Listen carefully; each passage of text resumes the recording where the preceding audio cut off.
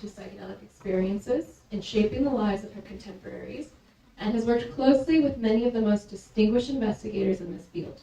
She's one of the founders of the Women's Visionary Council, a nonprofit organization that supports investigations into non-ordinary forms of consciousness and organizes gatherings of researchers, healers, artists, and activists whose work explores these states.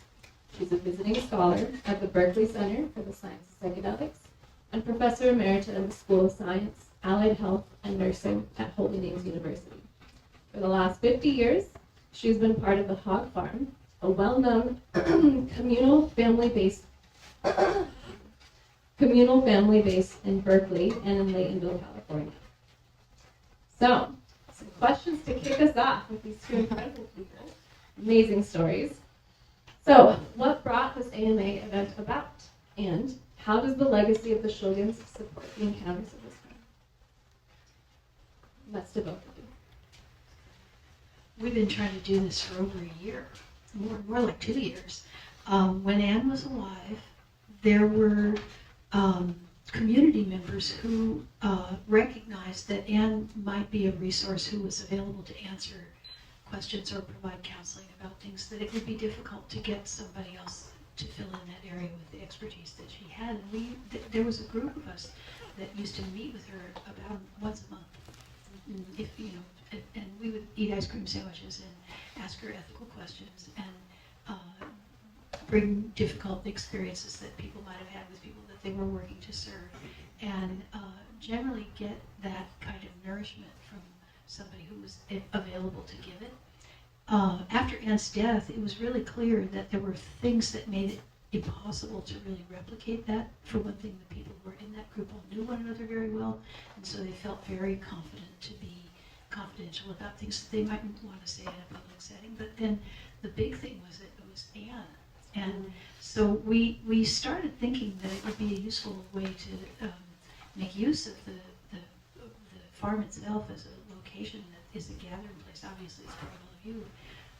But we didn't really, we knew we couldn't replicate that. So we've been talking about and discussing and trial ballooning and chewing up and spitting out various versions of trying to bring a group together for those kinds of purposes since then. And this is what we've come up with so far. And then Maria, you reached out to me, and we've talked in the past about trying to do something together. And it was an interesting process just to realize, at this age, there's a number of us who actually know some things that we just naturally kind of grew into, right? And then realizing, I think after that talk at MAPS, that what about these missing decades? You know, the missing decades that so many of us were engaged with that we don't talk about, and we haven't felt safe enough to share, and that maybe now is the time to begin to create some kind of, archival legacy with, there's quite a number of people, I think, who have, many things that they would be able to share, document for, future researchers, PhDs, that kind of thing. And maybe UC Berkeley will be, interested in being a container for that kind of information, because psychedelics never went away. It's just something that John Hopkins started doing, the research, and certainly the medicine never went away. And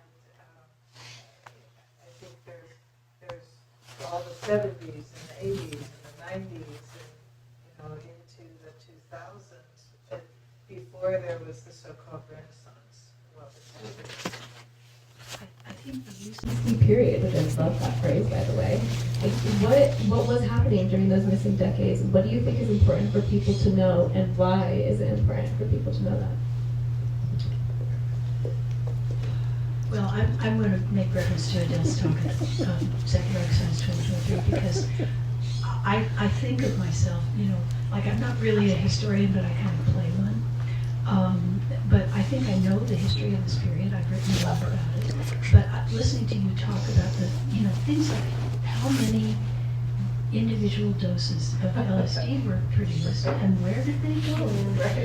Like questions that I really wanted to know the answers to, but I had never thought to ask the question. And I thought that was a wonderful opening point. Yeah, I became interested in the various chemists during those decades who had been busted for not just, like being a dealer of LSD, but actual manufacturer of LSD. And so I managed to get a list of them, a list of how much LSD they had been busted with.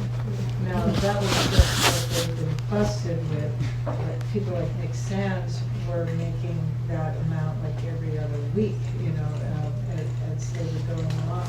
So then I added up the quantities that the DEA said that they were busted with, and then I divided it by 100 microgram doses, and I got 2 billion hits of LSD. That's just what was confiscated in that particular, right handful of that bust.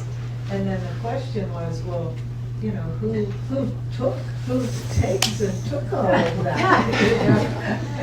And I didn't have an answer for that, but I knew it wasn't the hot farm up in some commune in Mendocino eating all of that, LSD. But yet, there it was, and I found myself thinking about how, as I've watched the Renaissance move from philanthropy to VC venture capital investment things, and one of the things that they talk about is the potential scalability, of whatever it might be that they're looking at. These things, they scaled them themselves for decades, We scaled them, Yeah, I mean, the chemical folks should know that if you're going to make LSD, the big problem is what to do with it all. I never had that right. And so, it's like looking at the underground and the, hi, welcome DEA, that's that's on board.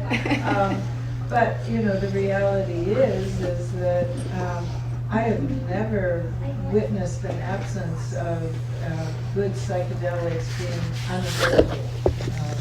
They are just, whether it's plant medicine or molecules or DNA or whatever it is, and it's like, I'm not quite sure how that all happens, but it does, and so who is taking all that medicine, and what impact are we having culturally and in terms of societal and, implications, and what Roland Griffith, I think, brilliantly calls pro-social behavior. And I think there's something, really important there in terms of how, the 60s were not a failure in my estimation. That they, what happened there seeded into our awareness,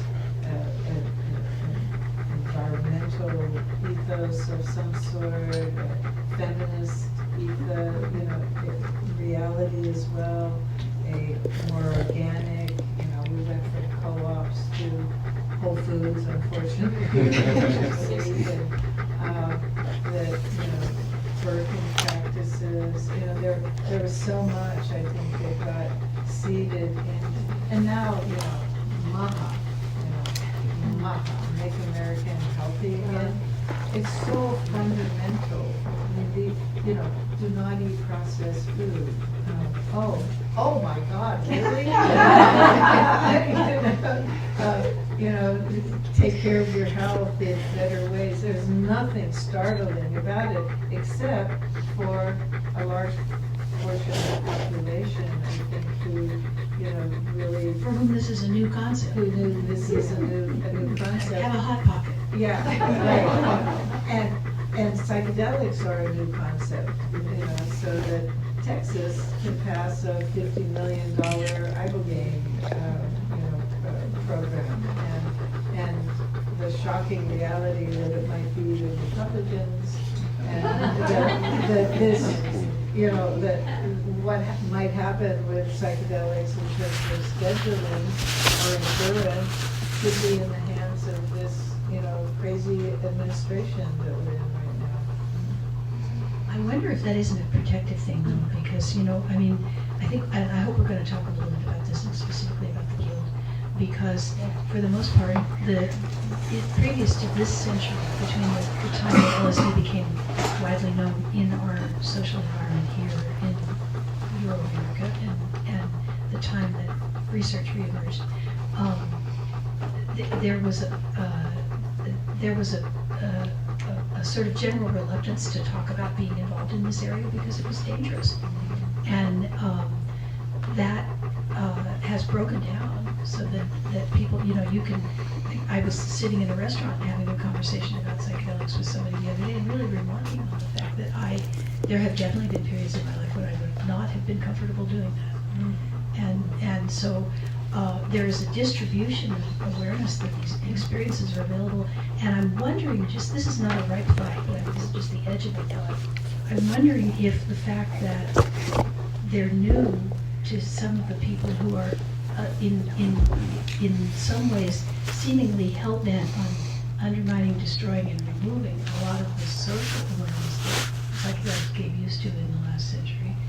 But they don't get it, that it's connected to the drugs, because they never took any of the drugs, so they wouldn't be thinking that way. Good one. So, Gilded Guides. So, 2010 at, was it San Jose? It was the MAPS, was it at San Jose? Yeah, the MAPS. Jim Fadiman got up and spoke the unspeakable, and he said in his big public talk, we've been hearing from all these experts in the field who have, beginnings of research have been happening for like 10 years at that point, and he said, they have an N or a subject base of 20 people here and 20 people here, and he said, but in actuality there are people in this audience who have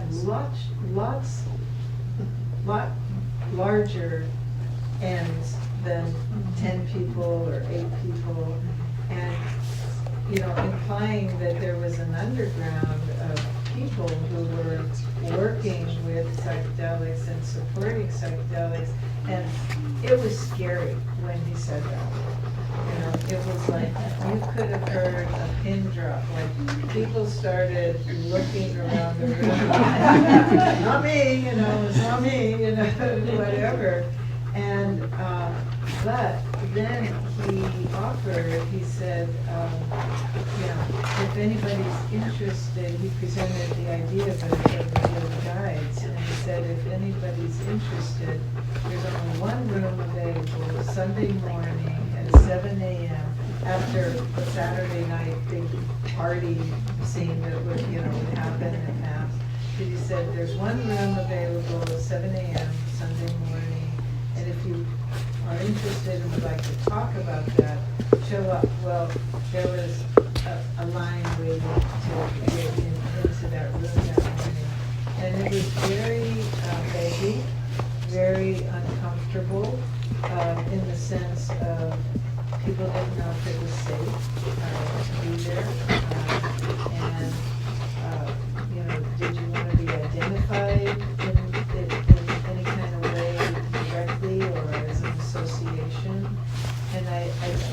something that the current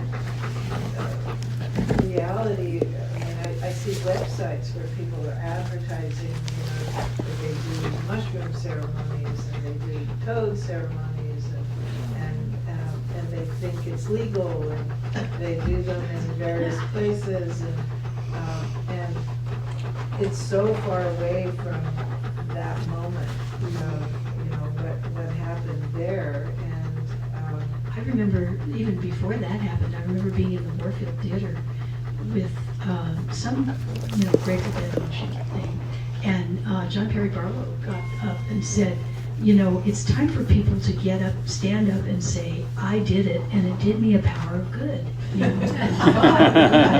Let's be public. Let's make ourselves known. Let's let the outcomes of these experiences and the ways that they shaped our lives be seen in the community. And I think that was a tension in the guild, where people recognized that was a desirable thing. But it's also better to live to fight another day. Yes, and I think what happened was Jim introduced the idea of what a guild, a classic guild was about, and how the guild guides how that could function, and and at the end of it, he asked if anybody was interested in maybe helping to organize something like that. And it was Diane Darling who raised her hand, and then Bob Jesse, and I found myself involved with it, and a number of people. And here's the level of paranoia or righteous responsibility that we felt in that, was that we realized, there was a half a dozen of us. You would invite people, and I would invite people, and you would invite people, and you would invite people, but we would not even tell each other who we were inviting. There were no emails. It was direct face-to-face, no records being kept, and we had no idea who would show up at the first meeting. And the first gathering was, it was like, where do we do it? How do we do it so that there can be like, a level of anonymousness. So we did it at, what's the place in Asilomar, where people, so the criteria was, do you have skin in the game? You are not just interested in psychedelics, but do you have actual skin in the game? That was our criteria.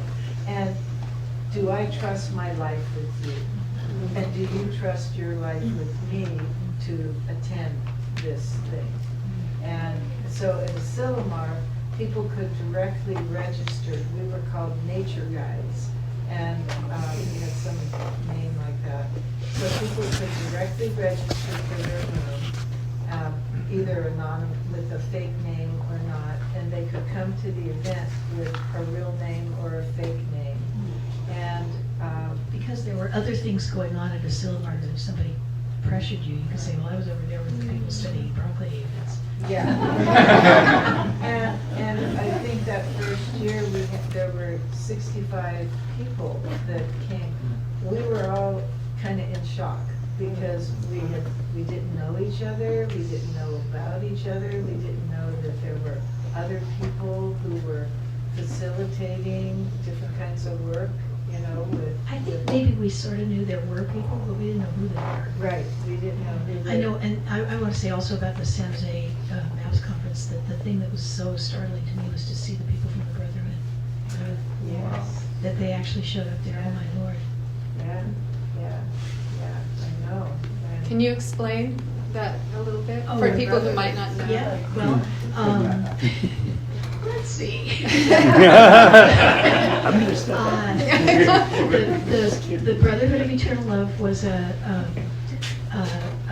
bunch of what my father, who was the principal of a high school, would have called hoodlums, who got involved in a crime in which they stole some LSD from somebody, and then they took it. And it opened their minds in a very specific way, and they recognized that, among other things, love is all there is, and it's a worthwhile thing to devote your life to making that awareness dawn in the minds of as many people as possible. And that's what they did. They supported the manufacturing and transportation of psychoactive substances pretty much all over the world, very successfully. And different kinds of psychoactive substances came into people's hands because of their work. One of the things in which they were kind of notoriously involved was in helping Timothy Leary get out of prison. And as a result, there was some blowback from that, and also from some of their other adventures. And there was a period of time when there was some real detriment and prison time and other things visited upon those folks, but they managed to, they had a lot of intestinal fortitude. They recovered from all of that. They're still with us, and it was really a delight to see them visibly intact and celebrating and surrounded by people who appreciated them and were grateful to what they had done. Famously known for Orange Sunshine. Famously known for Orange And Sunshine. the documentary, the film Yes. about them is Yes. so well done. Well, It yes, explains there- everything. yes. Yeah. All of that. You know, let me just also mention, there are a number of very knowledgeable persons and voices in this room, and please, if we're not hitting the mark, help. And I want to back up before the Gilded Guides with the Hefter Institute that formed in the 90s. And that was George Greer, Dave Nichols, Dennis McKenna, Charlie Grove, Mark Geyer, and they really became the scientific body that as the Roland and different universities began to do research again, they became the background to that.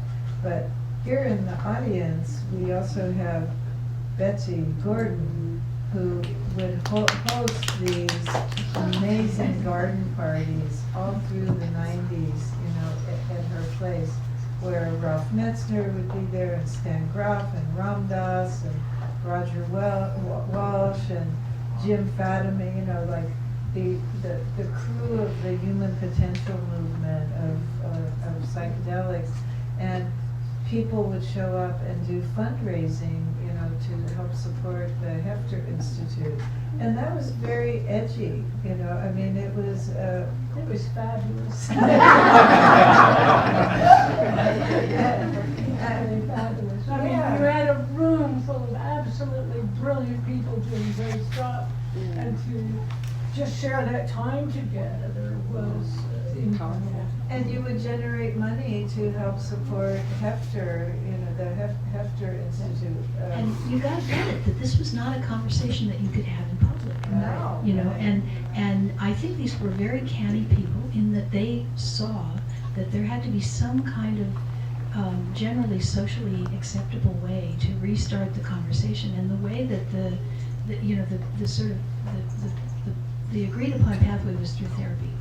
That if we could demonstrate that psychedelics had utility for helping people who were suffering, that would be a way to reopen the conversation. And Hefter has largely supported a lot of psilocybin work, and especially people with diagnosed fatal illnesses.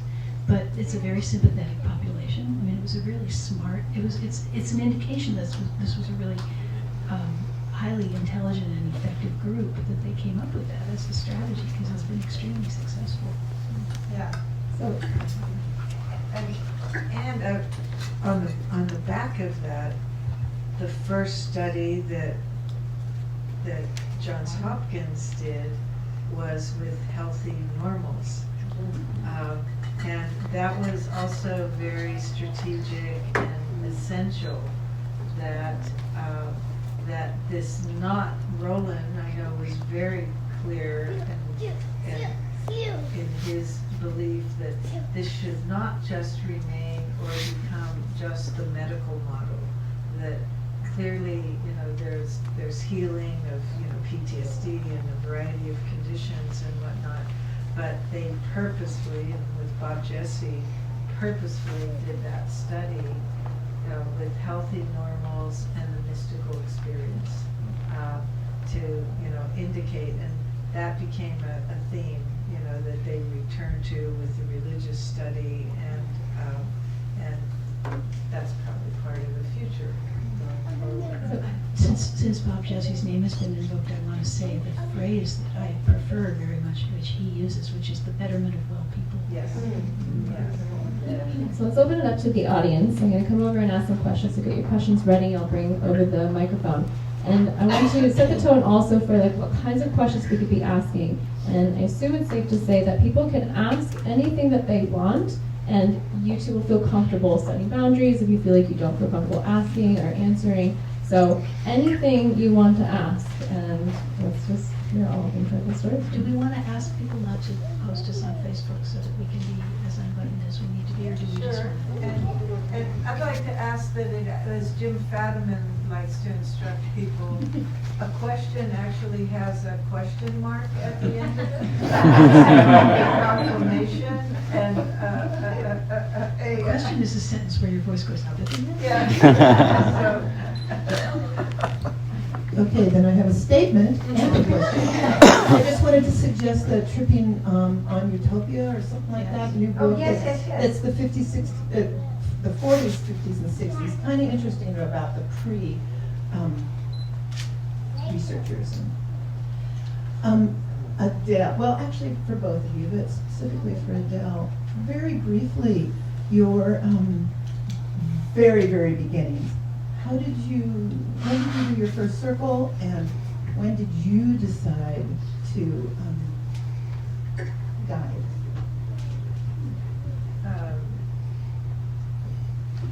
Oh boy.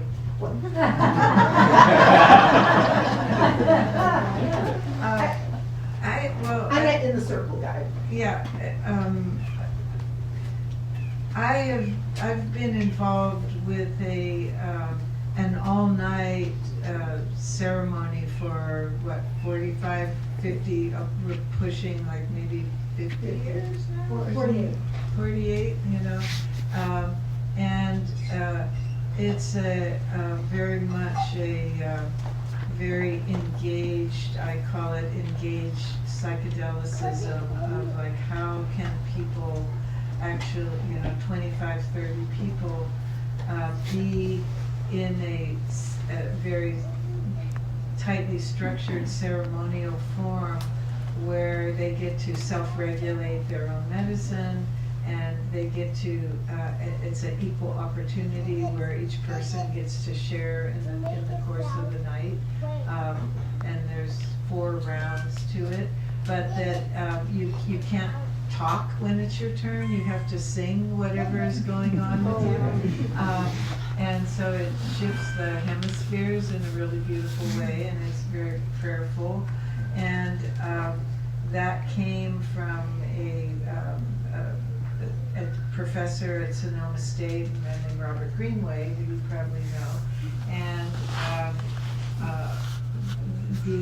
the impact of that ceremony went pretty far and wide up and down the coast for many years, and it taught, I think, a number of us so much about psychedelic space, self-regulation with the medicine, self-responsibility, and how to be in the presence of other human beings on medicine.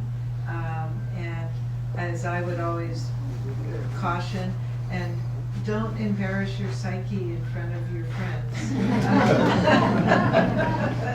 And how to so you don't fall out, because you're not allowed to go into a fetal position, and you're not allowed to just close your eyes and try to meditate through the night. You're very engaged with each person, and that particular ceremony built community, large numbers of community, and was very I like to call it deeply serious fun. That, you know, very profound healings would take place during the course of the night, and lots of tears, lots of laughter, and the capacity for us as human beings to be able to do that with one another always surprised me, and especially like going into whole new groups of people, and it would be like, I can't sing, you know, and it's like, well, it's not really about the singing, you know, and but you can't talk either, you know, so it was fascinating, and I hope to write more in detail about the way that works, it does work, so. Other questions?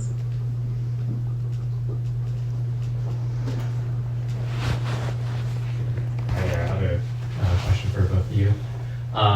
There's obviously benefit to both the more informal, underground grassroots approach to psychedelics, as well as we're seeing now we're in phase 3 for psilocybin, and there's going to be a new breakthrough in terms of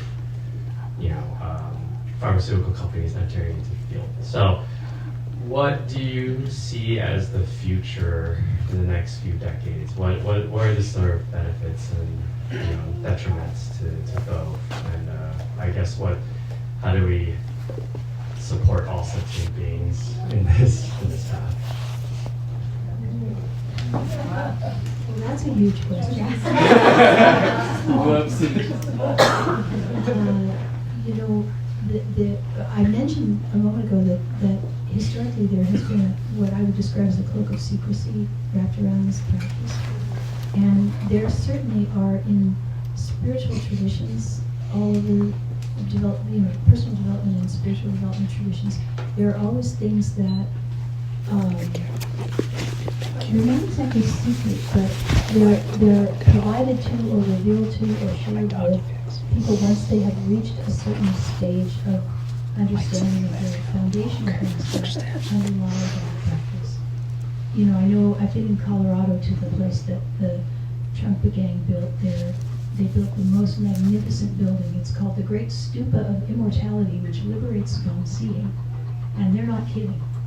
And they let you, if you're not a practitioner, go into the bottom floor of the building, but you don't get to go upstairs where the big stuff is. Until, because there's scary guys up there, and they don't want to put the scary guy in there, really. And I think there are lots of things that are like that, but our sort of overarching social preference right now is for instant gratification and rapid acquisition of anything that's desirable. And I think a lot of the time people are just going too fast. And that people have to be willing to slow down a little bit. There also are things which you just don't show to people. And I think that's part of the experience in the history of the guild. You want to say something about that? About becoming visible, becoming a detriment? That really wasn't beneficial.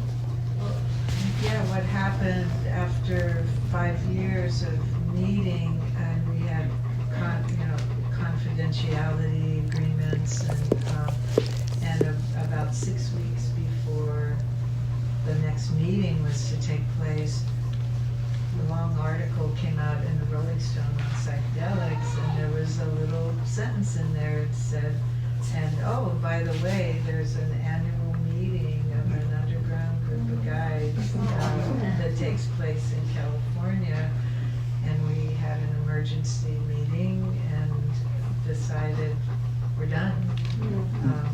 But I have to say that in that process, we really realized that the people attending were truly the experts in the field, and we shared information in an open forum where people would post.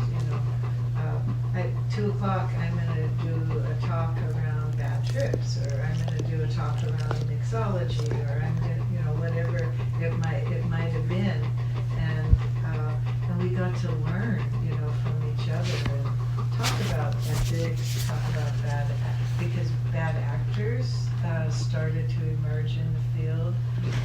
What do we do, with like truly bad actors, emerging, and ethics, and there were guidelines that were being established, and but I felt like so much, money, we talked about all the things that we don't get to talk about, and we got to really learn, from each other and understand the different styles and what people were doing, interesting, the fun, the therapeutic, all of it was there, and it was very exciting. But do you see this? That this is, in many ways, the missing part of the proliferation of a great many opportunities to learn a lot of facts about psychedelics. There are lots of them out there. I'm associated with a couple of them. But what is not available is this kind of practical knowledge from people who have developed the practical knowledge through experience. And the guild had the potential and was providing access to that kind of practicum, but it couldn't take the publicity that people who didn't appreciate that it was an esoteric practice and that it was really better, it worked better if it was inward turning rather than outward turning. The desire to be outward turning and to make a display of oneself is the defeat of that. It always has been. There's a wonderful old book that I've loved since I was a college student. It's called The Warning of the Magicians. And in it, a fellow whose name is, I think his name is Jacques Berger, who's a French atomic scientist, and he talks about Fulcanelli, who was one of those people like Saint Germain, who's supposed to have lived 1,000 years. And Fulcanelli was an alchemist. And Fulcanelli showed up in his atomic energy study lab sometime in the middle 1930s and told him, you guys are kind of interested in heavy water, and you maybe shouldn't really pay too much attention to that because you don't really need to do that. What you're trying to do can be accomplished by the simple geometric arrangement of particles, which of course is what they did when they produced atomic fission. And then he said, but don't let your work be known about by princes, because they'll want to make a weapon out of it. There are certain things that are intended to be esoteric, really, and I think they are. And this might be one of them. Name again of that book? Morning of the Magicians, Louis Pauls and Jacques Berger. And I think, in regards to your question around pharmaceutical companies, I see the same thing that happened with inside the cannabis industry, or the cannabinoids, that it's, their desire is to, how do you take the euphoria out of these substances? And how do you make it into a pill that people can take every day or every week and not need a guide or a community support system around them? So there will be a big push, for that. And there will be new kinds of molecules, some good, some not so good, some bad. And I think the essence would be that these kind of tried and true substances that we know about either through indigenous communities, whether it's the ayahuasca or the ibogaine or the psilocybin, the peyote, mescaline, LSD, Sasha's various molecules. We know those work, and we know what to expect with them. And I suspect there'll be new things, and we'll try them, and we'll like them or not, or And they're always trying to make it shorter. They're always trying to make it easier. And I often say to people, are you here for easy? I just gave a talk to a bunch of students at University of California a couple of days ago, and of course, people always ask me stuff like, "What's your favorite psychedelic?" and some version of the question, "Should I take this stuff?" And I have a pat answer for that, which is, that's like asking me if you could kiss me. If you have to ask, the answer's no.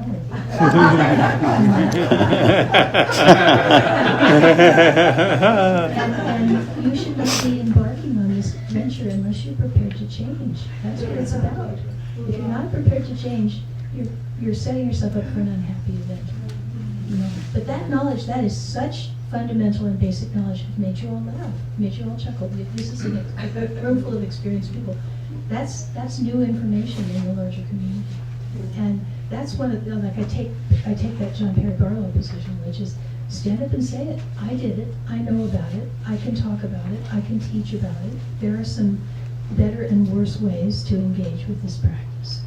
Let's be real. Yeah, you brought up a really important topic around ethics, and especially like bad actors. And we talk a lot about communities, and you each have extensive experience with communities and have had experience where there might be bad actors in the community. And I think in the psychedelic field, we talk a lot about how to protect people from harm, but how do we enforce things when we know that there are people who are bad actors? What can we do in community? What have you learned? And what can we do going forward? Well, I know back in the guild days, nobody wanted to be the cop. Nobody wanted to be in that kind of role, and it seemed like the bottom line that we came to was that education for people who might be interested in exploring the psychedelic space was really essential. That they understand what kind of person they might be seeking to have an experience with. What was their lineage? There would be a number of questions of their kinds of experience as a facilitator of the psychedelic space. And it seemed like that basic education was really the most viable thing, the choice that we had, at the moment. Now, people have to have a certain degree after their name, so, or they have to be a therapist or a chaplain or this or that.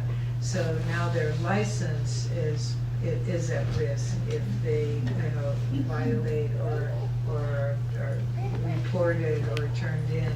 But in the underground, it's a lot more tricky. It's a lot more tricky, and again, I think it requires a lot of questioning of like, who are you going to sit with? I always in that talk every year is like, if they already declare themselves a shaman, I would not go there.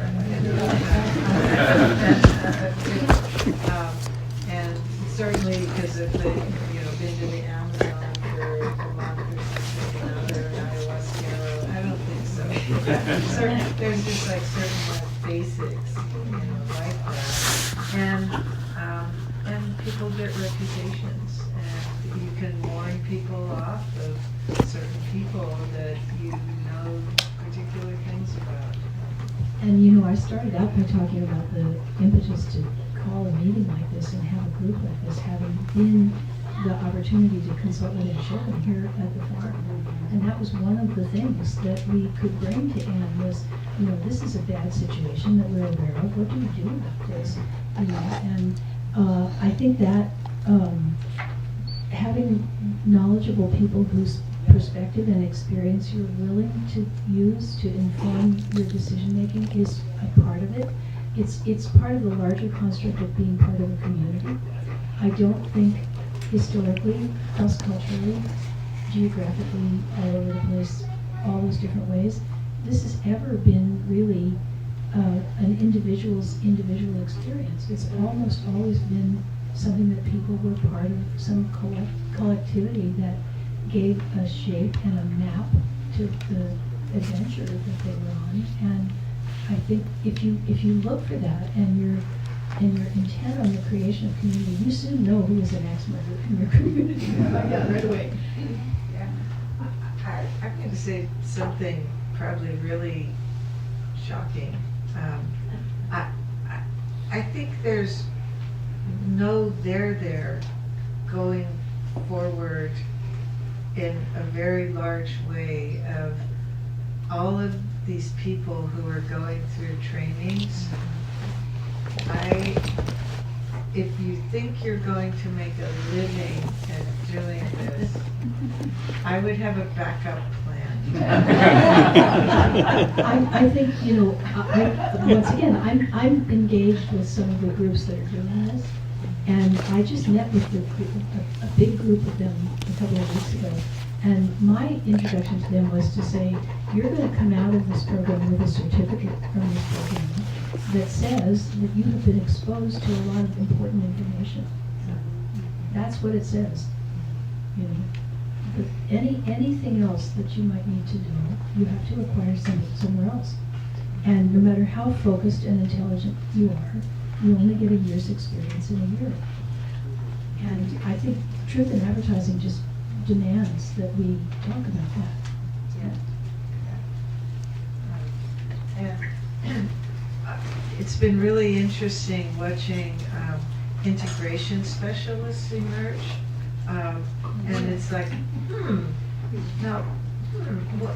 what school did they go to that they became an integration specialist? And is that just code for, hey, you know, I'm available, I'm advertising myself as an integration specialist so that, you know, if you want to come and take med. I was just very confused by the whole emergence of integration. Oh, yeah, and there's a whole juggling act around that too. You know, like how much, like, can you have a professional relationship with somebody who gets high somewhere else and then comes to you high? Like, is there some like professional detriment to you that could accrue from that? Are you condoning somebody doing some law breaking or socially reprehended behavior for which they then get into trouble? How much responsibility do you have or should you have for that? And I think, you know, I kind of remember when I first saw somebody putting up an integration circle in New York, which was like maybe 15 years ago. Yeah. And it was kind of because that was the only way that they could become public. Like it was a non-tender area in which people could become public. And I do think people have benefited from that. Yes. But there is this sort of failure of truth-telling that you're referring to also. Yeah, yeah, it's watching our Western mind generate Western mind things around. Think about like the idea of a panacea. You know, a panacea is a medication that does a lot of, or any, doesn't have to be a medication, is a thing that does a lot of different kinds of benefit. Panaceas do not have a good reputation for social environment. Think about ginseng, you know, like ginseng is venerated and prized and used in a lot of places where I don't think everybody is completely daft. But we don't think much of it because it's good for so many different things. How can it possibly be good for so many different things, you know? And I think that desire to,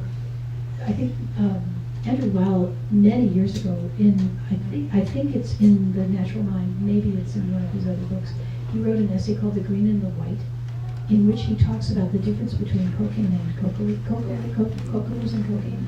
And he basically said nobody ever got into any trouble from coca leaves. But it's the persistent desire of Western civilization to reduce something to its active principle that makes it possible. You know, like tobacco used in a sacred way is a sacred substance all over. But it's not a toy. And I would add on to that this medicalization model and this kind of hyper personal psychology model that we have created in the Western world is also a detriment, where people are not actually growing. They are being, they think that every journey they should have is this hyper individualized personal psychological experience. And it's part of that colonizing mind is how I'm beginning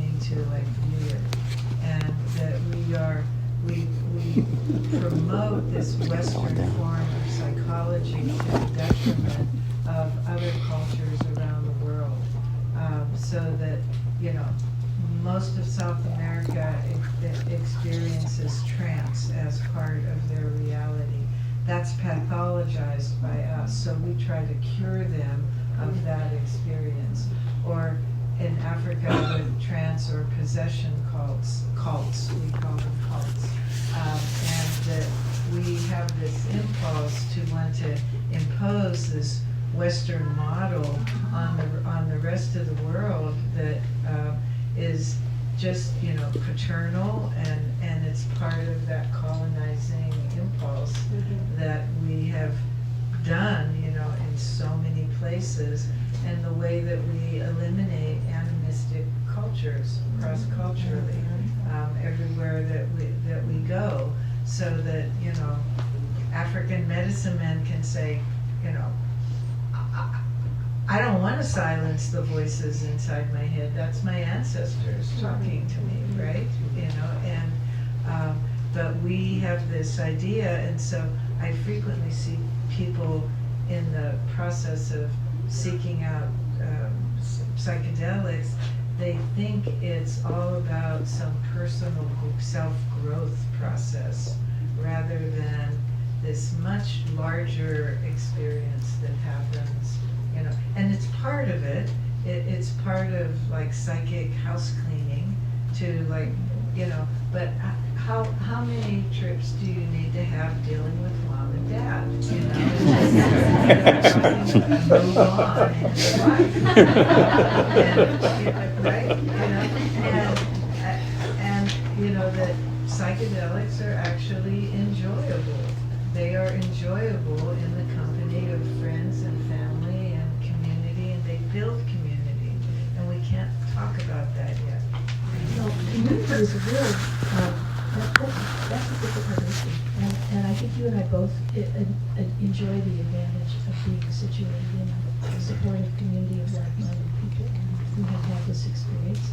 And, you know, people ask us, we just had a big party at our place just a couple of days ago, and lots of people who were there came up to me and said, how do we do this? You know, and the only thing I have to say about that is the only difference between doing it and not doing it is, are we doing it? You know? They want to do it, their community.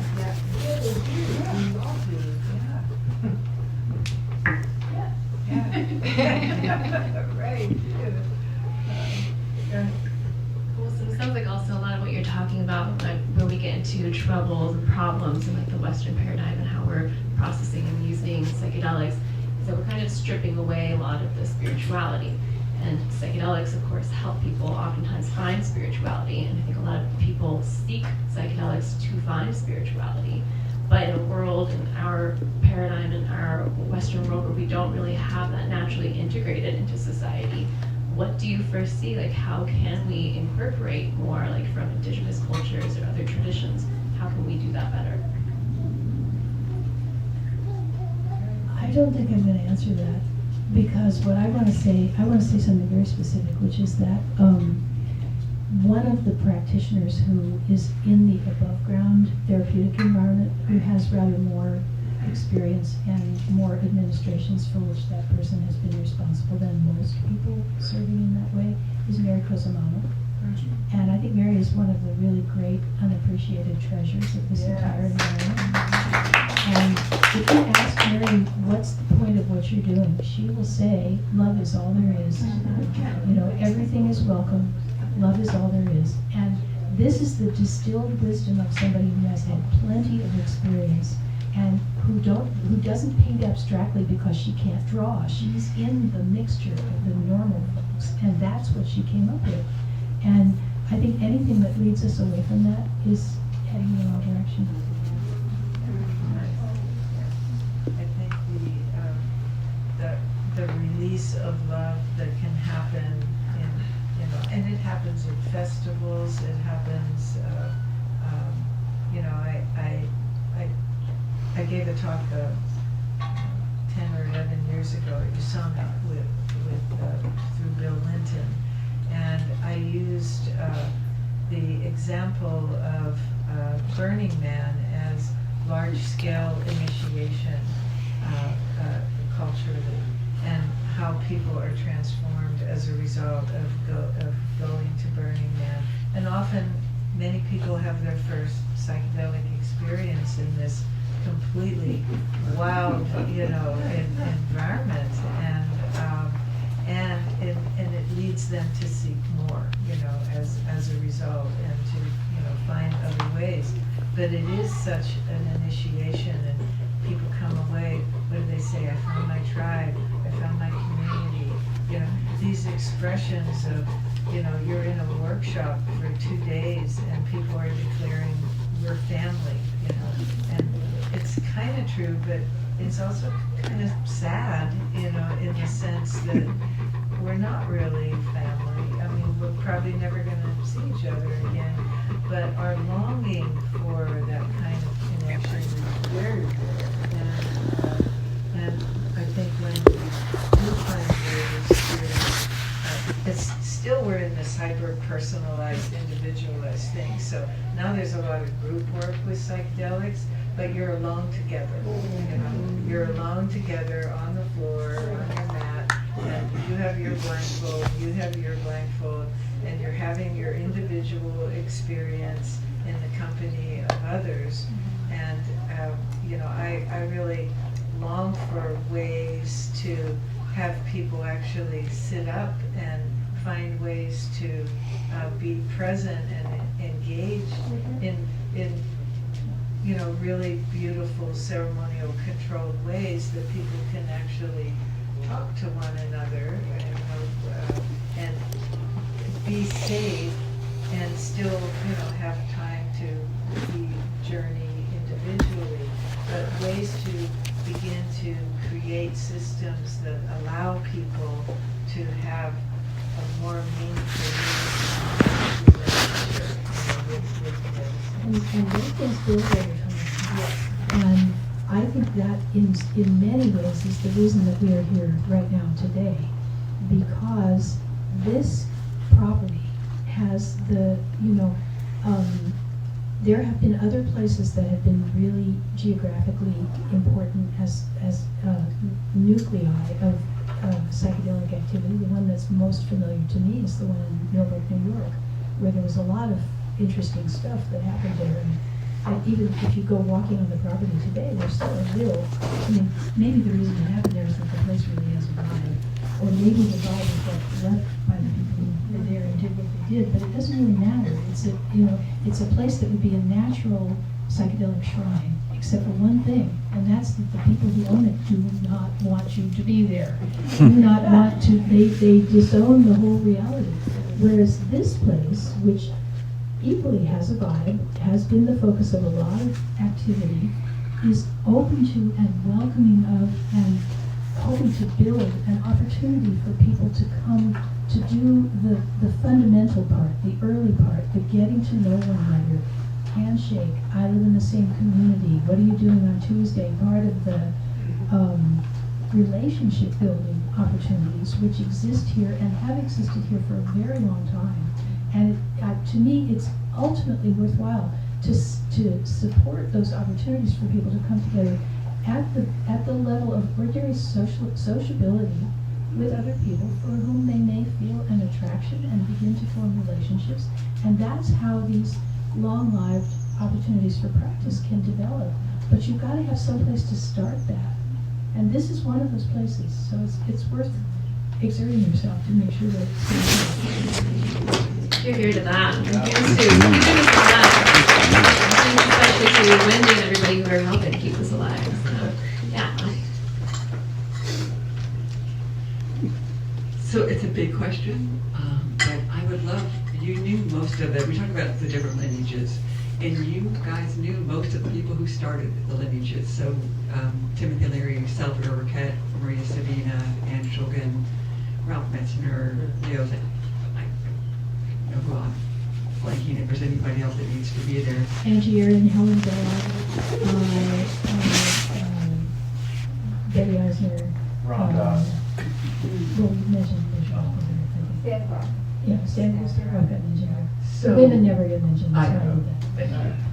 So I'm curious how you would, like, each one of them has, you know, their lineages are very different, right? They have, things have come down through them that are different than you know, what came down from the other person. There's lots of intermixing.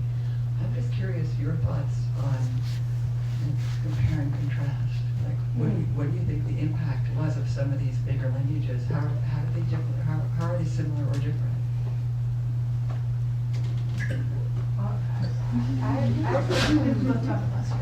I started to think of them developmentally, that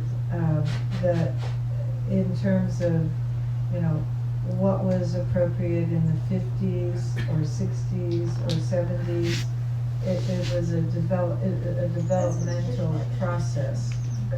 So, you know, I think we talked about like Salvador Roquette. I hosted Salvador Roquette at my house one time in like in the 70s, and it was like a Fellini movie. Yeah. It was just totally bizarre. Lots of screaming, lots of catharsis, lots, you know, but that was a time period where there was primal scream and beating pillows and, you know, doing that. And it's maybe where our psyches were at that time too, that we needed to, you know, just let all that out. So I begin to look at these different people in a developmental kind of way, you know, up to the present moment. I think also the desire of the extent to which what we're going to describe as lineages, think that there is an ideal structure for an experience.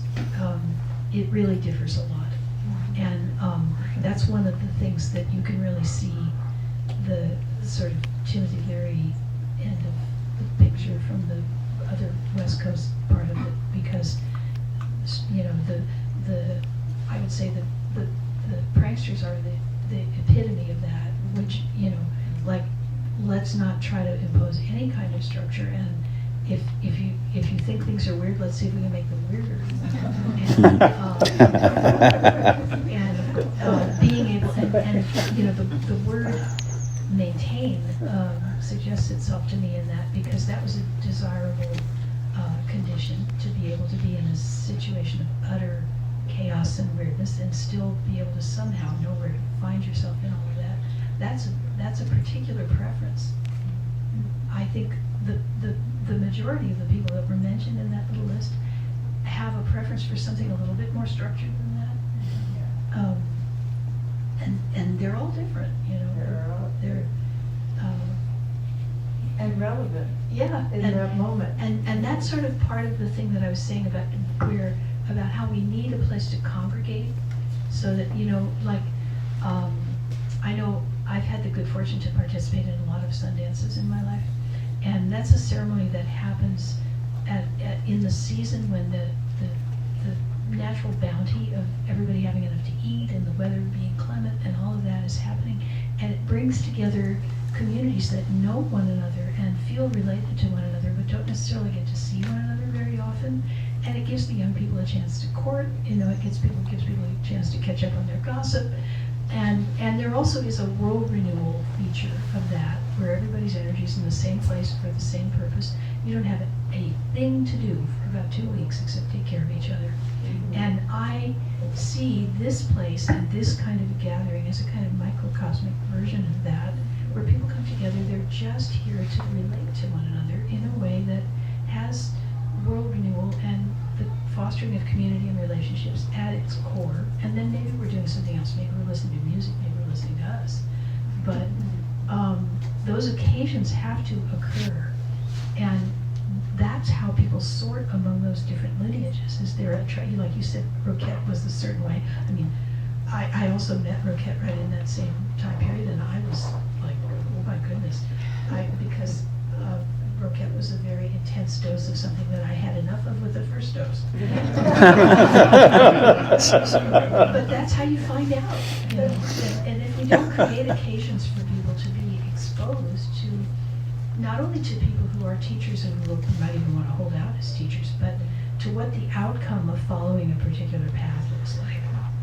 then it's going to be very difficult to sort that all out. And I think those occasions are really valuable.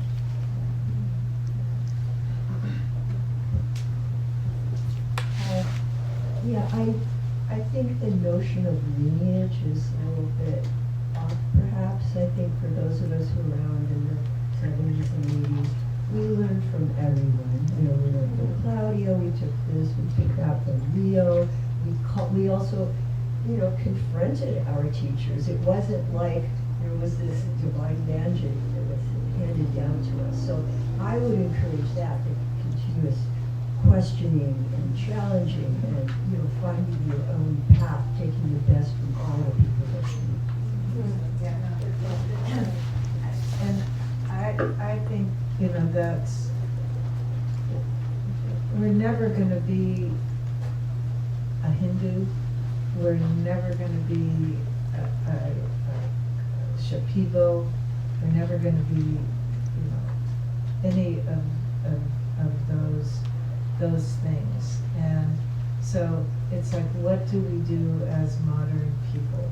What do we do? You know, we have to find our own way, you know, into this, in our own language, I think it's really important that we begin to, you know, find our way into making sacred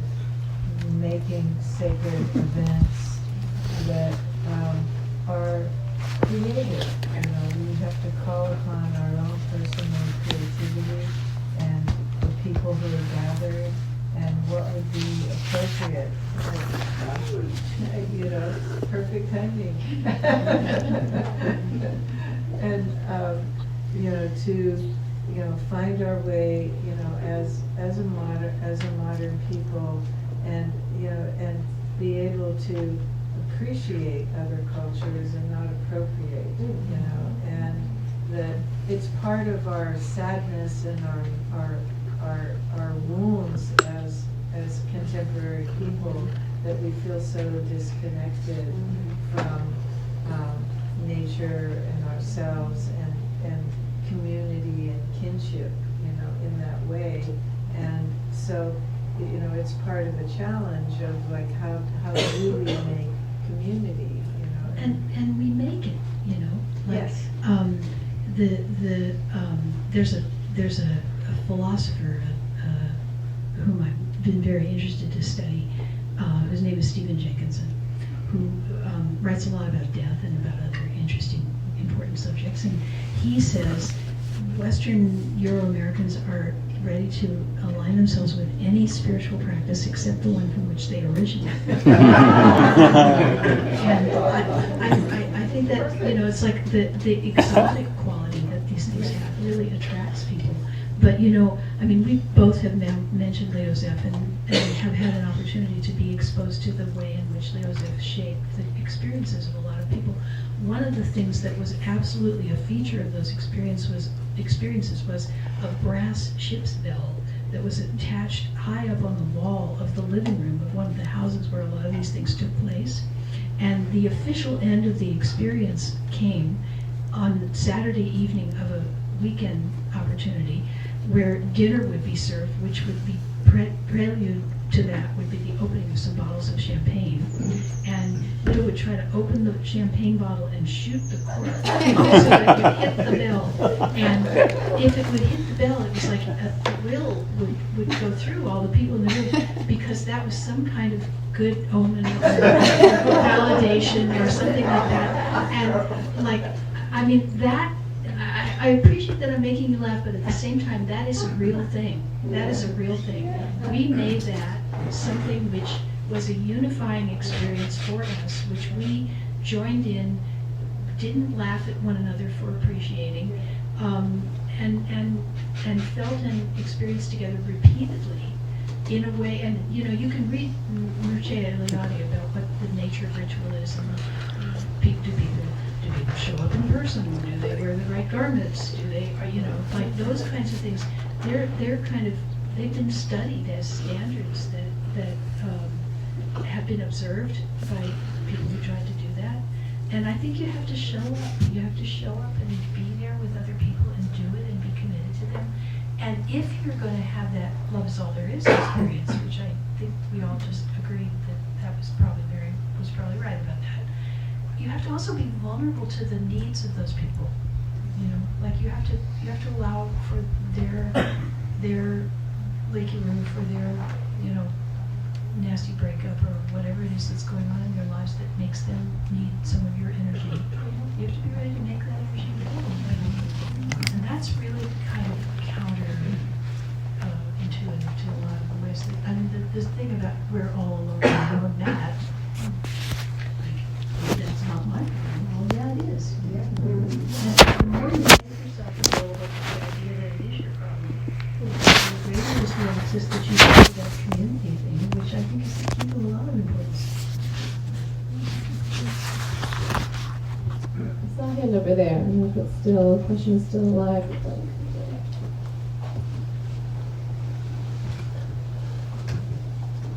Thank you for the opportunity to be with you today and for the shared wisdom and experience and reflections you're sharing. I arrived a little late, so if you already talked about this, you can wave your hand and move on as you wish. I was curious about the juxtaposition or the contextualizing of the work that you were doing and the experience that you were having and the intentionality of connection as you were describing creating the guild and all of that. At the same time that there was this whole recreational movement happening also that had its own significance in some way. I don't have the words to name it properly. But I was wondering how you related back and forth or separate track or what, just any reflections about that. And then I was curious also of what you see as the potential for the recreational use to be directed towards some of the, you mentioned Burning Man, but just like in general, some of these higher concepts that you mentioned. Well, Adele, I know you had community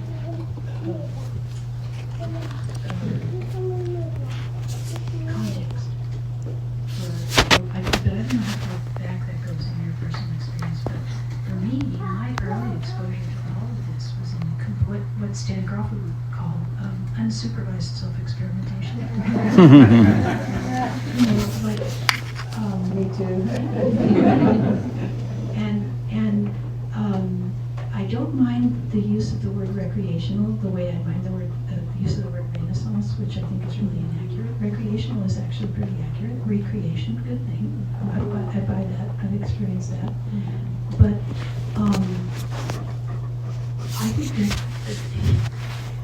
I think it's a mistake, and it's part of the way we got the conversation started, to think you have to have a diagnosis to do this. You just don't. You know.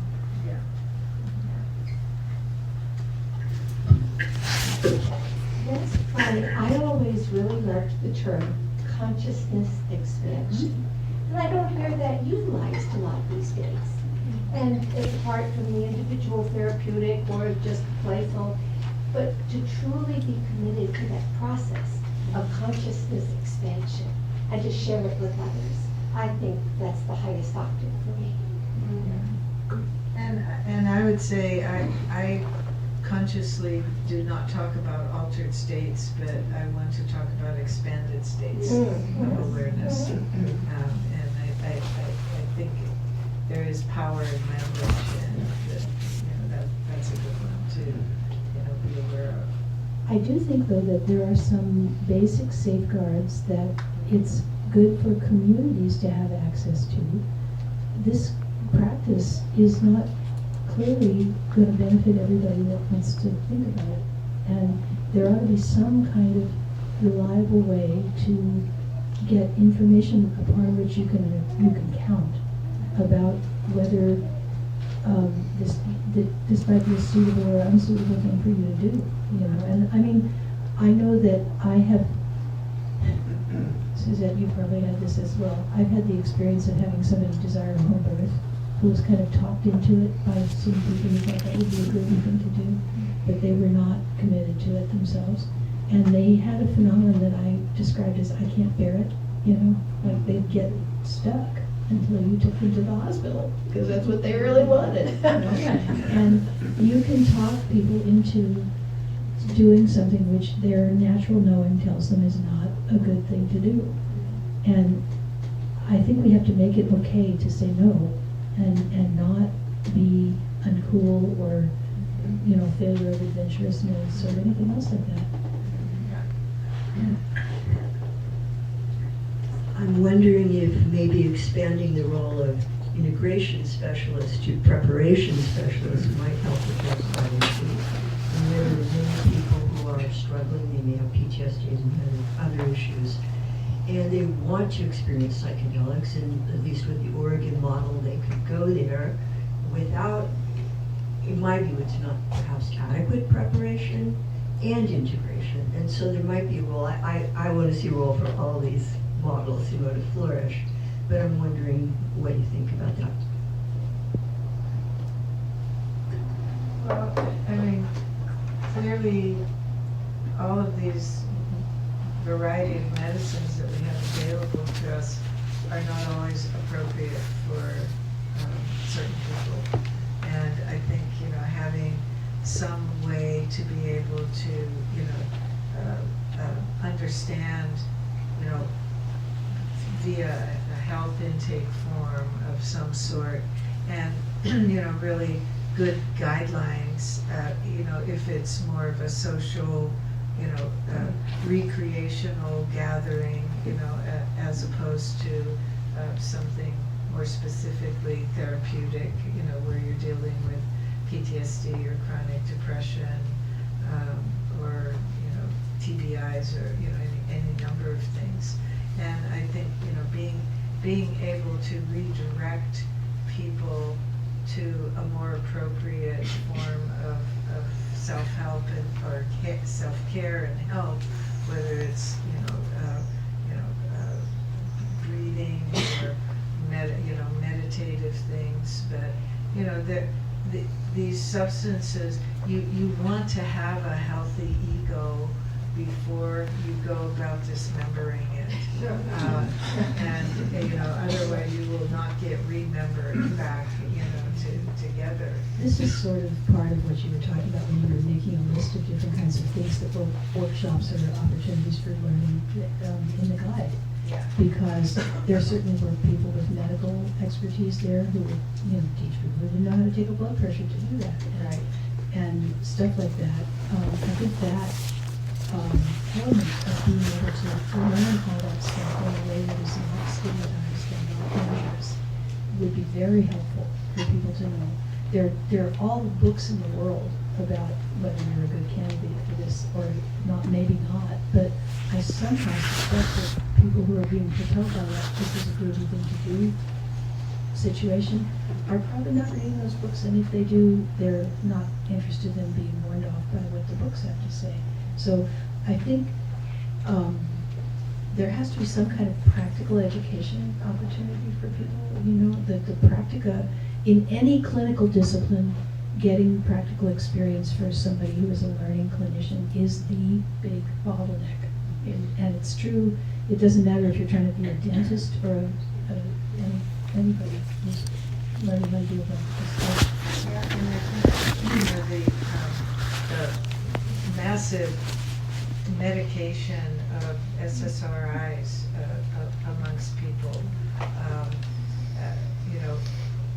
in talking with Roland about that, his advice was, if somebody is on an SSRI, talk to their therapist or their psychiatrist, find out that they are supportive of the person going off of the SSRI, and to then have them titrate off, and to wait 6 to 8 weeks after they are finished with the off of the medicine, which means it can be a period of high anxiety for those people or not. Sometimes they're like, I don't feel any worse or better, you know, and I'm off of them. Or maybe, wow, this veil has been lifted off of my eyes as a result of not being on them. And so, but you don't know, you know, what will happen. But, you know, definitely, you know, to think that you're going to go off of it and then, you know, a few days later take a psychedelic, that medicine journey will be greatly diminished, the effectiveness of it will be greatly diminished by the fact that these things have such a long half-life. And there's a concept, I think there's a concept in anthropology which is called hierarchy of insight. Like, when you take a particular kind of problem, you know, if you have diabetes, you go to a Western doctor and you try to get your insulin straightened out so you don't die from your diabetes. If you have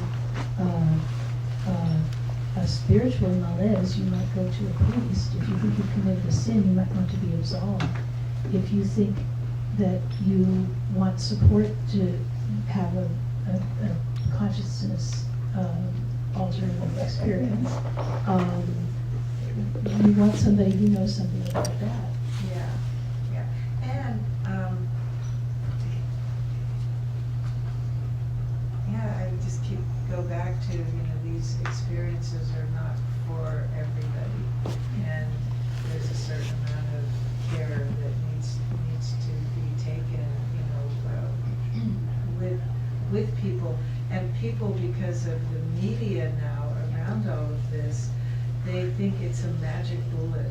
You know, it's going to fix everything. You know, in one session, everything is going to be fixed and made better. And sometimes that's true, you know, but most often it's not. And also sometimes is really desperate. You know, like, Yes, there's desperation. this today and yesterday there's a big Zoom-based conference on pain and psychedelics, in which people are talking about cluster headaches and cluster headaches is sometimes described as the suicide headache. You know, like the idea that there's relief available for that is just amazing. But what happens when someone has had this incredibly hyped up promise that this will be the answer to some insoluble problem?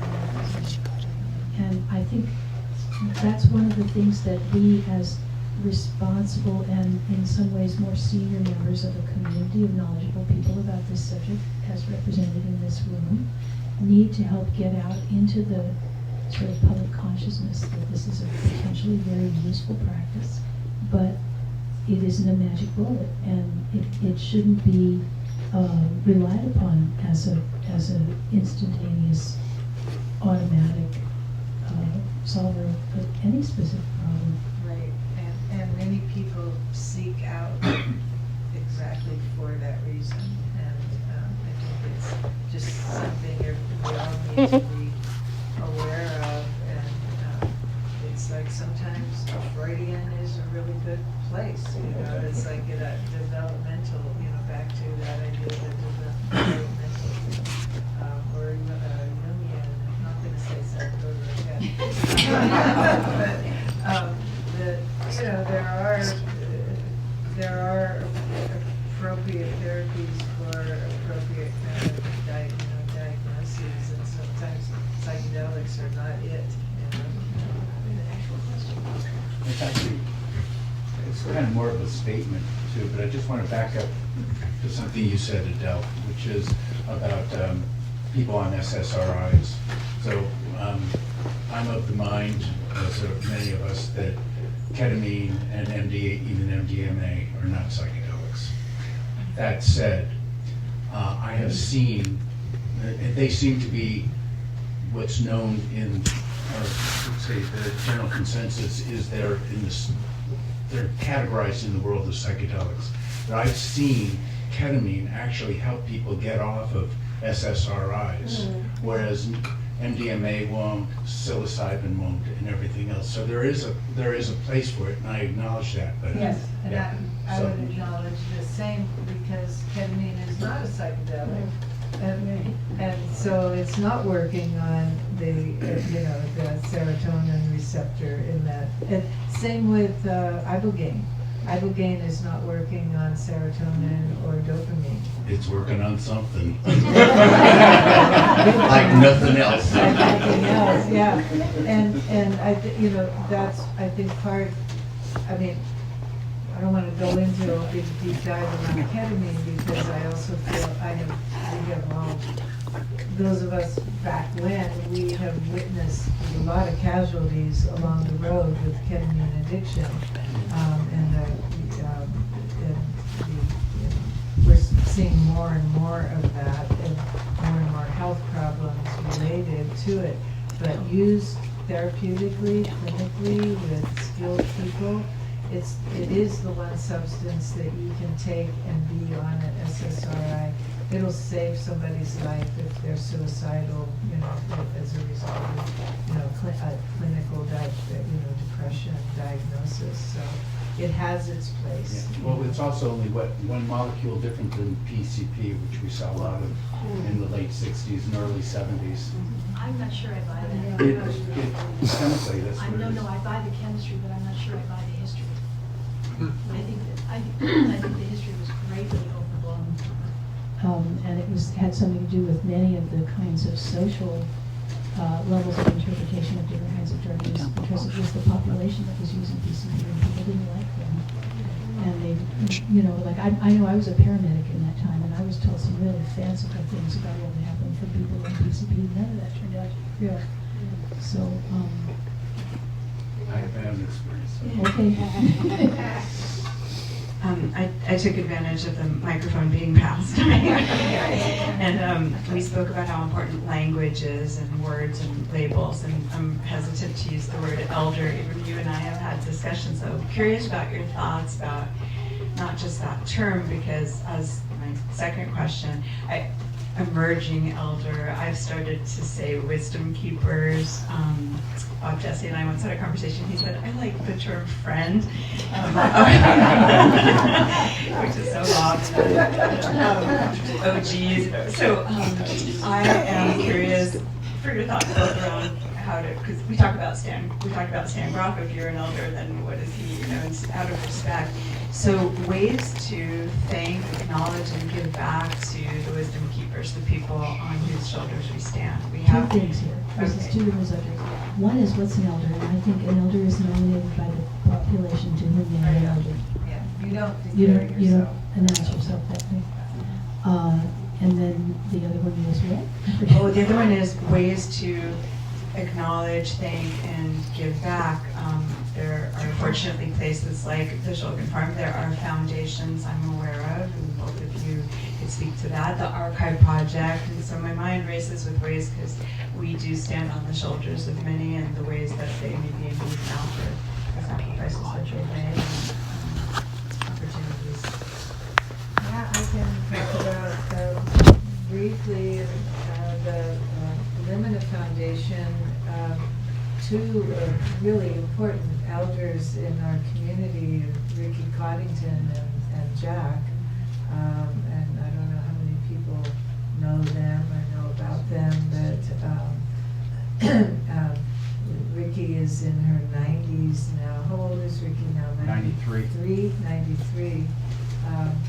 They worked, with Leo Zeff and Oscar Ichazo, and Ricky is, they've been just incredible, true underground, facilitators, teachers to many, many, many people.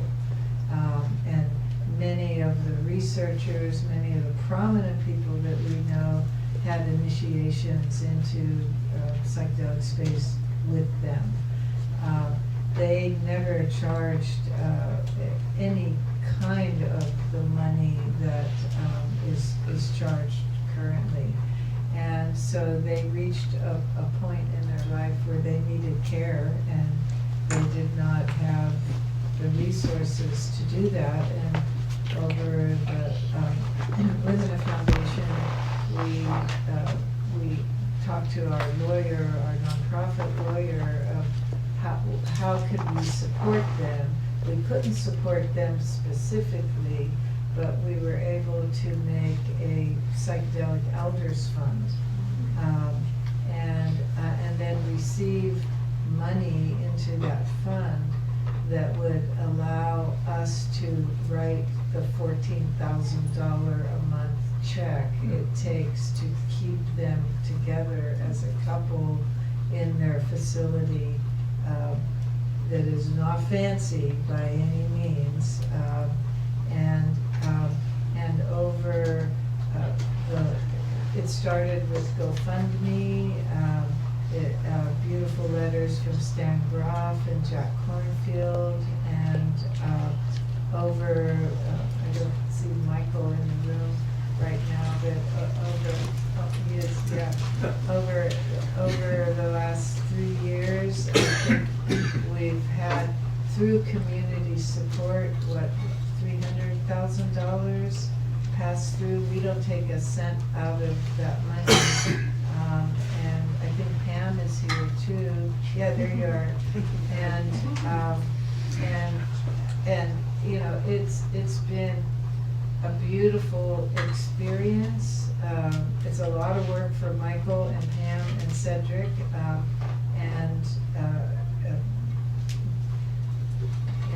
but that the community has done this, and there's been moments where we don't know if there's going to be money next month,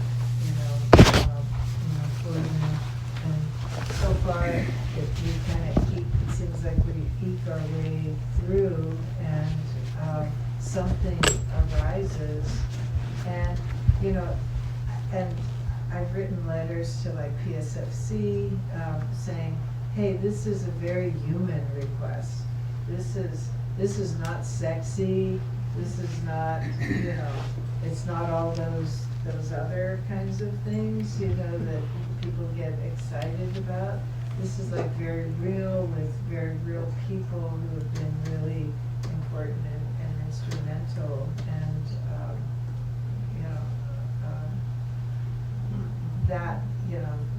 that reality, I think, is another aspect of the psychedelic community, in the way that people have been willing, to. Same with the farm here. What's happening here?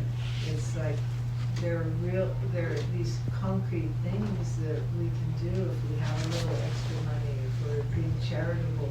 Oh, you like psychedelics? Well, how much have you ever given to help support anything moving forward? For a lot of people, it's nothing. They've benefited, they have a community around it, but they've never actually, given any money to any of the things that it takes to, move it forward. And you're a seed, a seed crystal, and I was going to ask you to explain, what that is in terms of the Shulgin Farm, and with Jack and Vicky, we're again at the end of the cycle of what's going to happen, and we're also trying to get Ricky's story. Ricky is a Black woman. She has an incredible story and legacy of information and teachings, and she's 93, and yeah, but the thing is, it's really obvious and really easy to say, we really want to know that story. We want to hear the tales that these people have to tell. We want to make it be part of the historic record. So it's very easy to get people to recognize that they would like to get something from a psychedelic elder or pioneer. It's much more difficult to get people to recognize that they should give something. That does not balance out, Well, and similar to that, I think a lot of what you're talking about is really the importance of having elders' voices, or the voices of OGs. I really like that term, or friends, whatever we want to call them. But having those voices be heard. Also, Maria, as you mentioned, like when we think about the pioneers, we don't often mention the men, we don't mention the women. So having women's voices also be heard.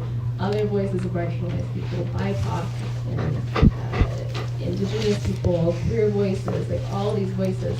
But also, how do we not just like pay lip service to that? How do we like really center those voices and not just like give them space in a lip service way? Like, where do you see this happening well, and what can we do more going forward? Well, money is the helpful thing. You know, it translates readily to other kinds of needs. But I think my guess is that people would be inspired by seeing, I mean, at the place where I live in Northern California, we have a children's camp. We just had the 50th anniversary of the children's camp, and lots of people who were original campers came back to camp. And I would say for the people who are both getting close to 90, who started that camp, the gratitude that they feel for the way in which the values that they hold and the teachings that they've provided have been replicated in the community and are held close by the people who were the ones under their tutelage are a big reward for them. So that's part of the thing I was talking about before when I said it's time for us to show up. You know, like we have to do that thing of standing up and saying, yes, I've been doing this and it's been really good for me in this kind of a way.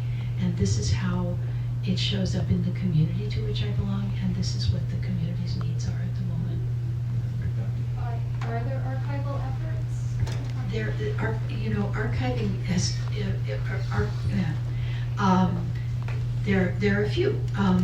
For example, Timothy Leary's library, which Michael Horowitz safeguarded for many years, and Dennis Berry, who is a real psychedelic hero, who's an unknown heroic individual, undertook to get the New York Public Library to take in Tim's library. And also Rosemary Woodruff's library. Those libraries are now the most visited collection at the New York Public Library. Right now, the library that exists here, remember I said if your name was Shulgin, you never threw anything away. Right now there's a negotiation that's going on that hopefully will result in the Shulgin Library ending up in a library system in which it can be accessed by scholars of the future, so that when people want to know what was going on, there is going to be some archival material to consult about that. But there are lots of things like fair use rules and copyright rules and all that kind of stuff that has to be negotiated in order for that to really work well. And I think there's a strong commitment to do that properly and to take the trouble to really make it real, because once again, we are not talking about next week, we're talking about 100 years from now. And people are going to turn around and, you know, when the younger members of this little community that is represented here today are no more, people will start to say, oh, that was all just imaginary, nobody was ever really thinking that way and nobody really did those things. Well, guess what? That's not what happened. And right now I can say, no, that's not true. I saw it with my own eyes. But I'm 75. And so that is not what happened. The archives are looking for that to be available in the future. I was going to say the same thing about the archive project, and Wendy, I don't know if you want to come and say a little bit more about that or about the Seed Crystal Stewards, but while you're coming up, I'll say more about why I personally became a Seed Crystal Steward, which it's a group of people who are coming together, which instead of having like one large donor donating a large sum of money and having it just be in that person's hands, really being able to have a communal effort where it's a coordination of like 300 people are trying to get to donate $10,000 each. So it's a $10,000 donation, which to me is just all about building community. It's about being able to honor the sacred site that it is and keeping it in the hands of the many, and honoring the legacy that was born here, our community. The genie is out of the bottle. There's no putting it back. It's now socially acceptable in a way that it wasn't for all of our the missing years, the missing decades. And it gives me hope that that people are finding their way. You know, new generation. As Michael said, each generation has found their way to the psychedelic. Not like overwhelmingly, but enough. You know, from MDMA and the electronic dance movement. You know, ayahuasca. again, a developmental, thing. And it gives me hope, that there's power in the people. There's power in the way that we take control of our consciousness and our awareness, and that we continue to act in empathetic, compassionate ways. We are not buying that empathy is just made up by the New Age, as some, something or other, and that Jesus was not empathetic. I'm sorry, I think Jesus was highly empathetic, and that I think there's hope amongst us, and the people united will not be defeated. I have a question. Sorry, I'm not just looking. Marie, you mentioned earlier with the question about PCP and not buying, the question about ketamine that led to the topic of PCP, and not buying the history that we've been sold about PCP. And I think that's really important, like recognizing a lot of these stories and the rhetoric that's been out there, especially in mainstream, about psychedelics. What are some other misconceptions that you have heard that you would like to clear up? Book check. Yes, please, let's get into that. First of all, I would be really reluctant to debunk anybody's personal experience. And as we all know, I mentioned Betty Eisner a few moments ago. She introduced in 1998 the concept of matrix to the well-known concept. Was it Norman Zinberg's, originally Timothy Leary's, and even before that, the Hollywood Hospital researchers recognized that set and setting had something to do with the kind of experience that people had. The drug set and setting, that's the replicable part of the experience that you can try to regain or recapture or provide somebody with a new version of. Betty recognized that there was another one, which was the social, she called it the matrix, the social environment from which people come to the experience and to which they have to return after the experience is over. That also is a really important part of the whole thing. I think that Carl Hart has written about this also in talking about psychedelic exceptionalism and how we have, even people who are sometimes very enthusiastic about their use and the reasonableness and benefit from using certain kinds of drugs are equally kind of puritanical about, pharmacological Calvinism, about other substances which they don't approve of. And a lot of that has to do with how data is gathered, like we look for data about people, about drugs in situations where it's easy to find the data. So we look in jails, we look in treatment programs, we look in emergency departments. If you collected data about hat-wearing crime, you'd soon have data about people who, if you solicited data about who robbed a bank wearing a hat, soon you'd have data about hat-wearing crime. And that's kind of what we have, certain populations that we don't like very much use certain drugs, and we know a lot about them because we stick them up and then we prosecute them. So, and I think if you don't think there's anybody in the United States Senate that uses opiates, you should keep thinking. Or there's precious little for those people to disclose. That is the difficulty, And oftentimes the stories show up because people got into trouble, and then it becomes a big story. I'm sure there are people here. One of my sort of basic interventions, this is something I would have said earlier if I thought about it, but there's a whole different thing about giving people psychedelics or taking psychedelics when you do the whole intention setting, and we're going to do this, that, structured number, versus people who, somebody puts a tab in their mouth at a music festival and then they get what experience that produces. Sometimes the weather, sometimes the crowd, sometimes the music, sometimes their psyche, sometimes having to wear the wrong clothes will make them uncomfortable and have a difficult and unpleasant day. That's what my experience is with other people's psychedelic trips. I am not the person, I'm not a person who sits in a circle and helps lead the singing, and I'm not a person who sits at the bedside while somebody's in the mask on their mat. I'm the person that they scrape the person up off the sidewalk and bring them to a breakout tent. And, I have a very small toolkit for that. Like that I learned this from my contemporaries and peers, and my toolkit is about like this. What's your name? Where's your camp? Who did you come with? You took a strongly psychoactive drug. It'll wear off. Everybody here has done that at least once. I myself have done it several times. You gotta own this stuff. I was talking with you before and saying everybody should work Zendo. Everybody should, because it's the same thing. What did you take? All your friends they're gathered around, worried, whatever. But it's such a powerful experience to be involved with Zendo and with people who they don't know really what they took, and the process of being able to just be a human being in the company of them.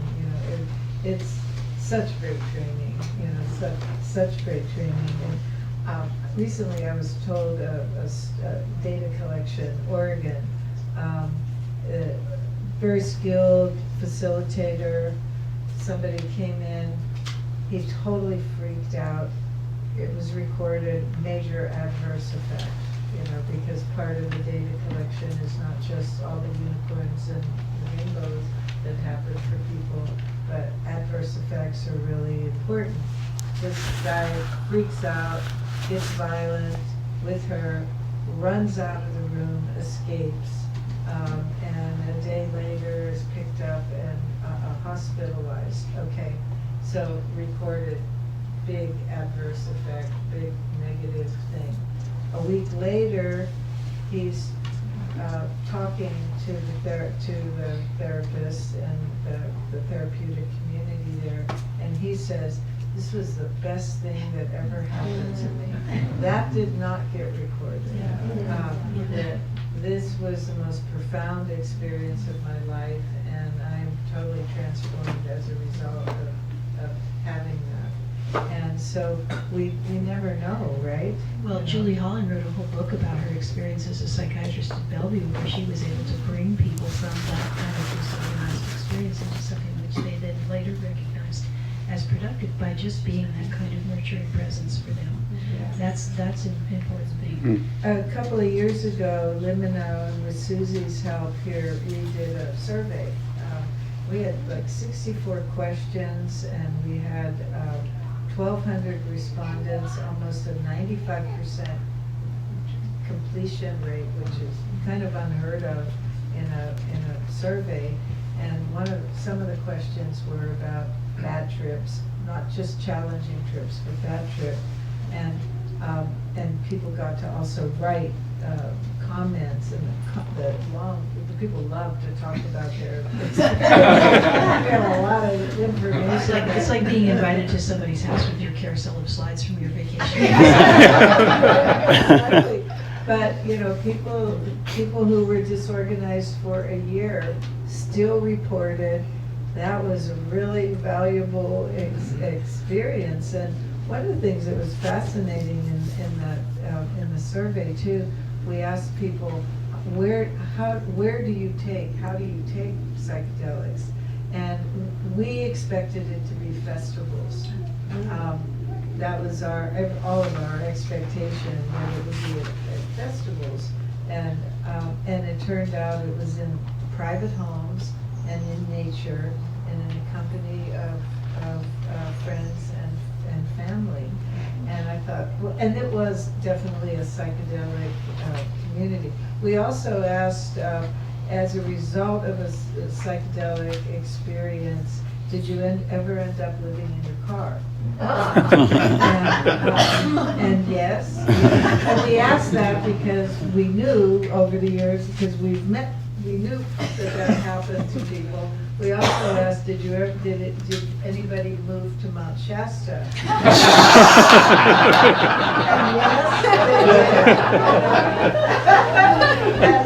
And yes, and it's part of the culture, right? And anyway, it was a great Well, you asked me too about like myths and legends and misbegotten ideas, of which there are a lot. You can read about them. David Presti wrote an article some years ago about the idea that there were tattoos that were passed out that were given to children that had, that were actually really blotters. The way of giving acid to children. There's a whole article about that.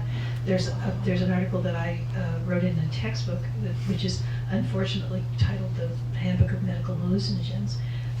Although I think the word hallucinogen was used because that's the one that's in the medical literature, and it's easier to do a search for that. But it's all the stories about like students who burned out their retinas staring at the sun on LSD, and the guy Kessler who stabbed his mother-in-law and who said, "Did I kill somebody? I was flying for 6 days on LSD." When it turned out that what he really did was drink 2 quarts of laboratory alcohol. He had actually taken 50 micrograms of LSD about several months before the incident in which he stabbed his mother, and he'd been hospitalized a couple of times for psychotic episodes previous to this. But he had been a Harvard student, and he was around at the time when there was a lot of controversy about psychedelics, and that was later established in a thing called the medical trial technique quarterly as the LSD defense, where you could say that you didn't remember what you did, but actually that's pretty unlikely that particularly anything dramatic would happen like that. Oh, and I have a story there where I was introduced to this psychiatrist from Stanford, and in our conversation, he told me that when he was young and at MIT, he and his wife took a lot of LSD. They loved it. And they were taking LSD, and the study came out that LSD causes chromosome damage. And so he was like, "Oh my God, we want to have kids, and we've been taking all this LSD."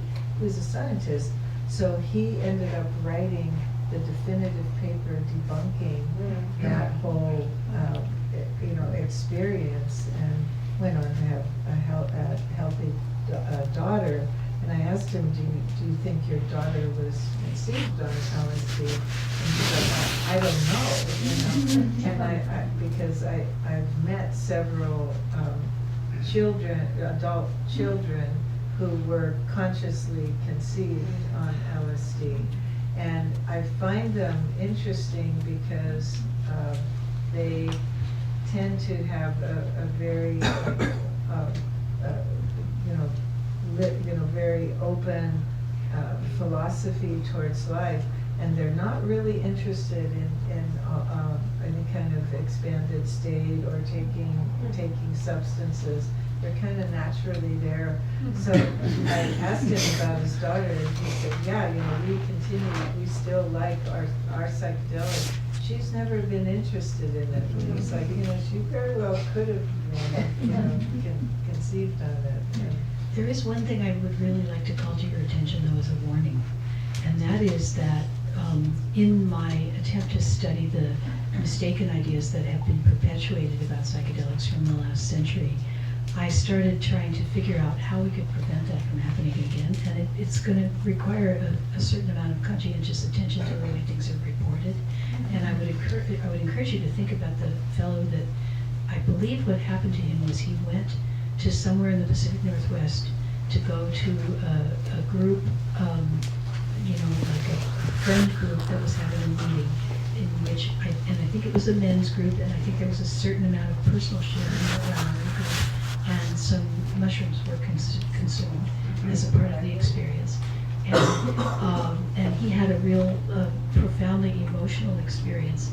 This was a fellow who was a commercial pilot, and because he was a commercial pilot, he flew on a commercial plane several days after that experience in an extra seat that they save for people who work for the airline, and he was actually in the cockpit where the plane was being flown, and he went into some kind of fugue state while he was in the cockpit, and he reached up to pull the fire extinguisher levers, which would have shut off the engines of the plane.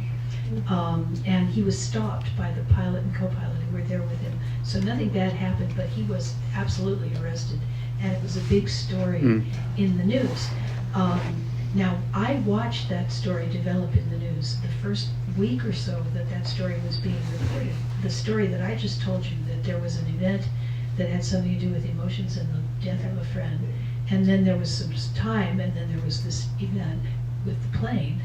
That time frame gradually disappeared in all the reporting of all of this, until finally I saw a skit that was being enacted on Saturday Night Live. Oh, yeah. After the Alaska Airlines plane, the door popped off the plane, and there were a bunch of people, Saturday Night Live actors in Alaska Airlines mock-up uniforms, kind of giggling about the door falling off the plane, because they said, oh, this is great. The guy that took mushrooms and tried to crash the plane is now only the second worst thing that ever happened on Alaska Airlines. Now, that's kind of funny, but it's also a total misrepresentation of what happened. The guy was not in the midst of a mushroom trip. He was in the midst of a depressive event. And I think we have to watch stories like that and try to correct them if we can, because a lot of the sort of misapprehensions about psychedelics that have been dragged forward into this century from the last one started out that way. The guy who said that the 6 young people burned out their retinas staring at the sun, that was a totally made-up story. The thing Adel is talking about chromosome breakage, Maimon Cohen, who wrote that original article, took one of those Gray Line tours that was like going to the zoo in the Haight-Ashbury, where they went down the street and looked at the hippies. And he was so horrified that he said he was going to create a story that would encourage young people to stop using these bad drugs. And sure enough, he was able to show that exposure to LSD would mutate the shape of chromosomes, but there's a long list of other things that do that, including water unless it's triple distilled in glass. So, there's an opportunity to slant this information, and if you're a knowledgeable community member who has a fairly good foundational understanding of what these substances are and how they work, and you come across those kinds of mistaken publications, you should help people figure that out. Yeah, I appreciate that. And I'll come to your question. I'm going to get Dixon first. And one thing, too, that I'm thinking, too, that you're making me think of is, I remember reading a long time ago about this study that they were doing, some research trials, where they thought that they were studying MDMA and the effects of it on some monkeys. And some of the monkeys died, and so it came out that MDMA is really dangerous, not to do it. And of course, they later realized after years of this story going around that it wasn't the methylene dioxymethamphetamine that's MDMA. It was a different methamphetamine that they were giving, so they weren't even using MDMA, and that was a story that was out for years. This was a practice. This was a laboratory that would have gotten a bad grade from a 7th grade science teacher. They mislabeled the materials that they were using, and that's how this goes. Okay, Dixon, have a question? I heard, thank you. I'm in my 70s, and I had great fortune to have a good mentor in the late 60s. So started me off with psychedelics. I was 15 years old, out on my own, and set and setting was drilled into me. Although we were handing out tons of psychedelics to the local rock festivals, I won't confess that here completely. But I did hear one thing earlier, and we referenced, how weird the Western culture is. In my opinion, over the last, and I've written a little bit about the science, but we've taken a bad job of colonizing other cultures. And then I think I heard you say we should stop doing that. So we should stop co-opting the best. We shop for the best of other cultures, and then we just dismiss everything else. It's just like for me, I kind of relate that. It's a stretch, but pharmaceutical companies want to take the euphoria out of drugs. They just want to get a 2-hour pill for all of us to buy. I think we should do a very good job of colonizing culture. I mean, we're starting to hear a lot about the heroism of Filipino nurses. I'm Filipino, I look back on time, half Filipino, half Caucasian. But you start to see you're hearing stories about the miracle stories and the generosity of Filipino nurses, especially during COVID in New York. And I've had a renter who shared some of the stories firsthand with me. And we write those off as just Filipino nurses.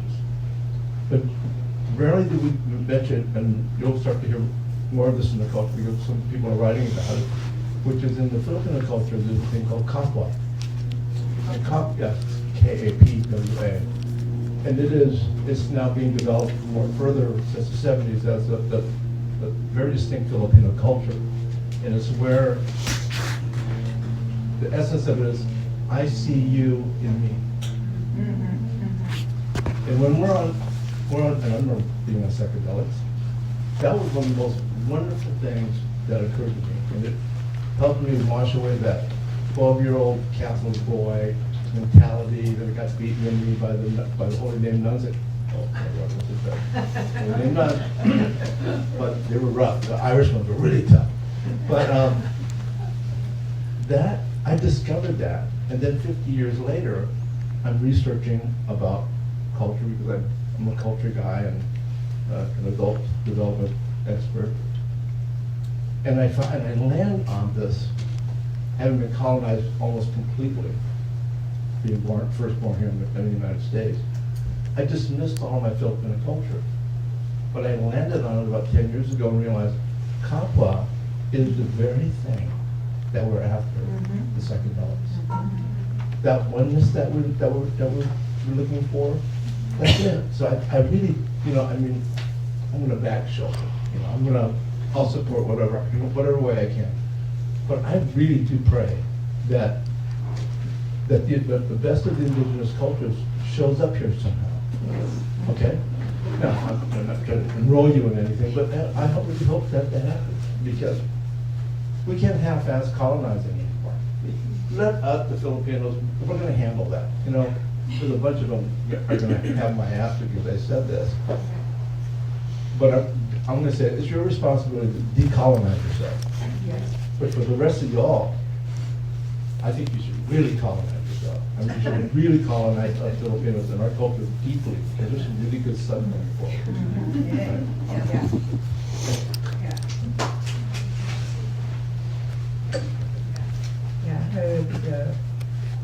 I think you're using colonizing in a different kind of way. It would be good to get colonized by kapwa. I think that would be really important. I don't really have. I've got a comment actually about that. And to me, you're kind of talking about the difference between cultural appropriation and appreciation, right? And I was just having this conversation yesterday actually with some friends where one of my friends was talking about going to a moon dance and feeling uncomfortable with castration. I don't know if I should do this and I'm appropriating these indigenous practices and customs. And I was saying, I think there's this whole idea going around about how you shouldn't take like the beauty of different cultures if it's not your own. You're not allowed to celebrate it if it's not your own. And so it's really saying like it's not a celebration. But that's not the right question to be asking about how can you make it cultural appreciations and appropriation. To me, the difference is about. Which I was raised, that's called greed. That's gluttony, the sin you can't hide. Or escapism and numbing, because if there isn't really, if you're not becoming a better version of yourself, then you should take a break. I would also say spiritual bypass is a term of art, and I'm not pretty sure I don't understand what it means in that situation. But I have definitely been in circumstances where there was a large population of people who were much quieter than I am, who could say the most incredibly hurtful and poisonous things in really soft voices and express themselves very slowly so as to be able to get their words out before somebody tore their hair out and ran screaming from the room. And that kind of thing just drives me mad. It's so ungenuine, and that's what I think of when somebody says spiritual bypassing. It's like this is a piece of unkindness that's cloaked in something that makes it look like something else. Not okay with me. Yeah, and I think the idea of like as it's possible to have a mystical experience that heals deep wounds, psychological, personal wounds, without having to go through the muck of mucking your way through those wounds. And that's not a spiritual bypass. And it's possible to exhibit or promote yourself as having a spiritual experience and just still manifesting in your everyday life and your reality and your relationships, where you're operating still out of all those wounds. So it's not been healed. And there is a distinction between that. And we see that in the MDMA with the veterans, anybody who's gone through MAPS training and watched, hours and hours of MDMA therapy, where sometimes a veteran just goes into a really spontaneous spiritual, mystical experience, and out of that, the PTSD is relieved, and they're able to become, functioning members of the society and in their relationship. And without doing that, but I feel like that's also kind of part of this over-psychologizing experience that we've gone through and continue to go through as a culture, but it was a culture that had a different philosophy, a different value system, and I thought, and probably many of us thought, that by the time we were this age, that would have grown into the way that our world was growing. And I find so much of my attention these days, as I'm sure everyone does, being drawn to what are the dynamics that we are witnessing in the wider world, certainly in our country and in our world. And then AI is going to be a huge input, which could be used in a lot of different ways. So I would just like to invite some thoughts and visions around how we hold that in our psyche at this time.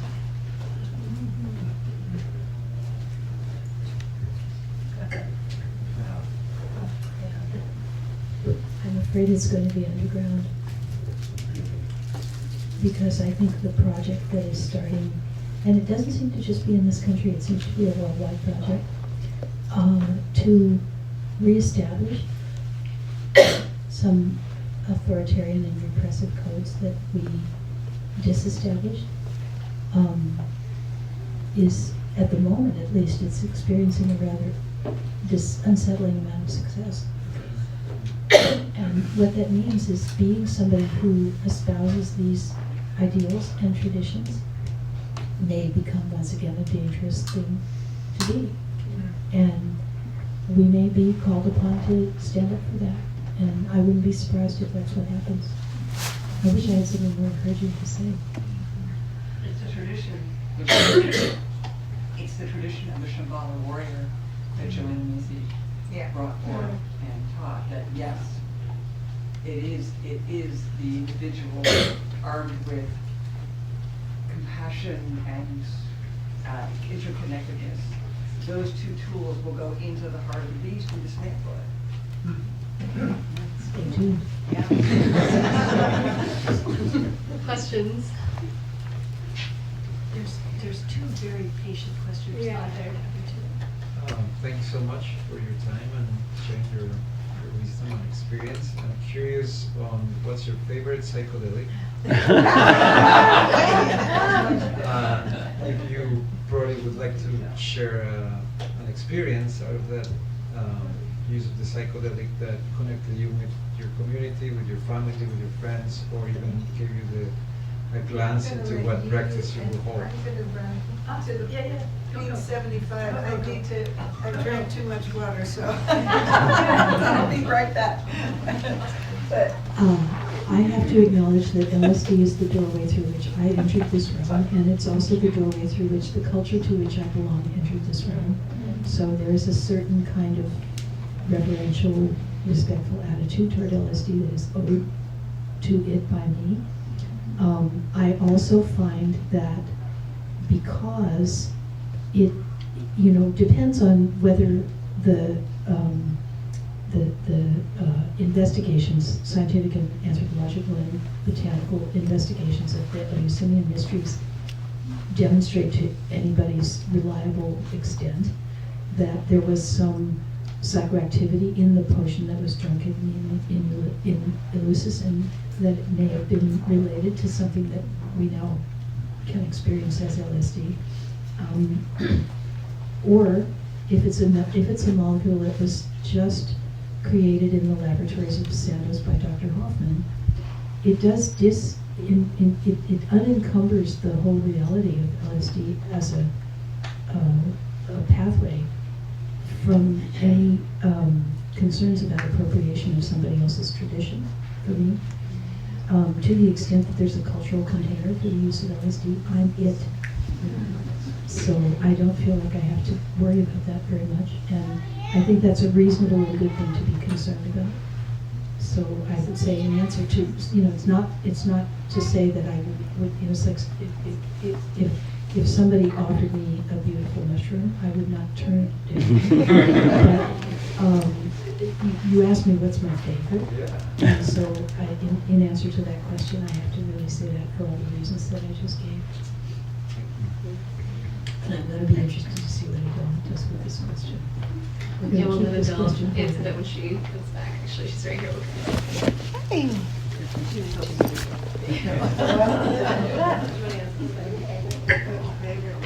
Well, my first experience was with Orange Sunshine, and with slightly older people who put art supplies out and really curated a journey took me out of nature and hugged a tree, and it was profoundly healing. It was not painful. The healing was not painful. It was a lot of psychic debris. I call it psychic debris of family patterns and whatnot that got revealed, and really explicit information of what I needed to do, and I was just very grateful for that. And at the end of it, I thought, I don't know what I'm going to be when I grow up, and maybe I might be a CIA agent. I actually thought I might be a CIA agent, and because I kind of always been attracted to like profiling and that kind of, even as a kid, I don't know, psychology was very interesting to me. So I thought I could end up being a CIA agent, and then I thought, I am going to take this once a year for the rest of my life. And if there's ever a year I don't like myself, I'll do something different. And so I kind of have a thing on my birthday that I do, 300 mics or so, of LSD. I have a, great time for the most part, but I kind of stuck to that, as a self-review, and I very much still really like LSD. I also like synthetic mescaline. I find it to be very clear and lucid. I find that the LSD, I think I used up all my melting wall, all that kind of thing. I long for a flashback, where are those flashbacks that I promised it? And I don't get that. And so I even on a high dose of LSD, I experience it as being, it's very clear. It's not hallucinatory. It's a very clear experience, and I find the mescaline to even be a little more. The LSD kind of takes you places, but the mescaline kind of sits behind your consciousness and allows you to explore different, different aspects of yourself. It allows you to see the patterns in your thinking that maybe you're not aware of, in your daily life, of like, oh, that's not really such a good looping that I'm doing, there, that's creating anxiety or whatever. And mescaline is just beautiful. Beautiful. It's beautiful, like the beautiful looping crystals of mescaline. That's why people cherish gems, because they look like that. You just know that's something precious when you see it. Yeah. So, that's what I think we were asked that at that women's thing in LA. Oh, yeah. That's right. Everybody said LSD.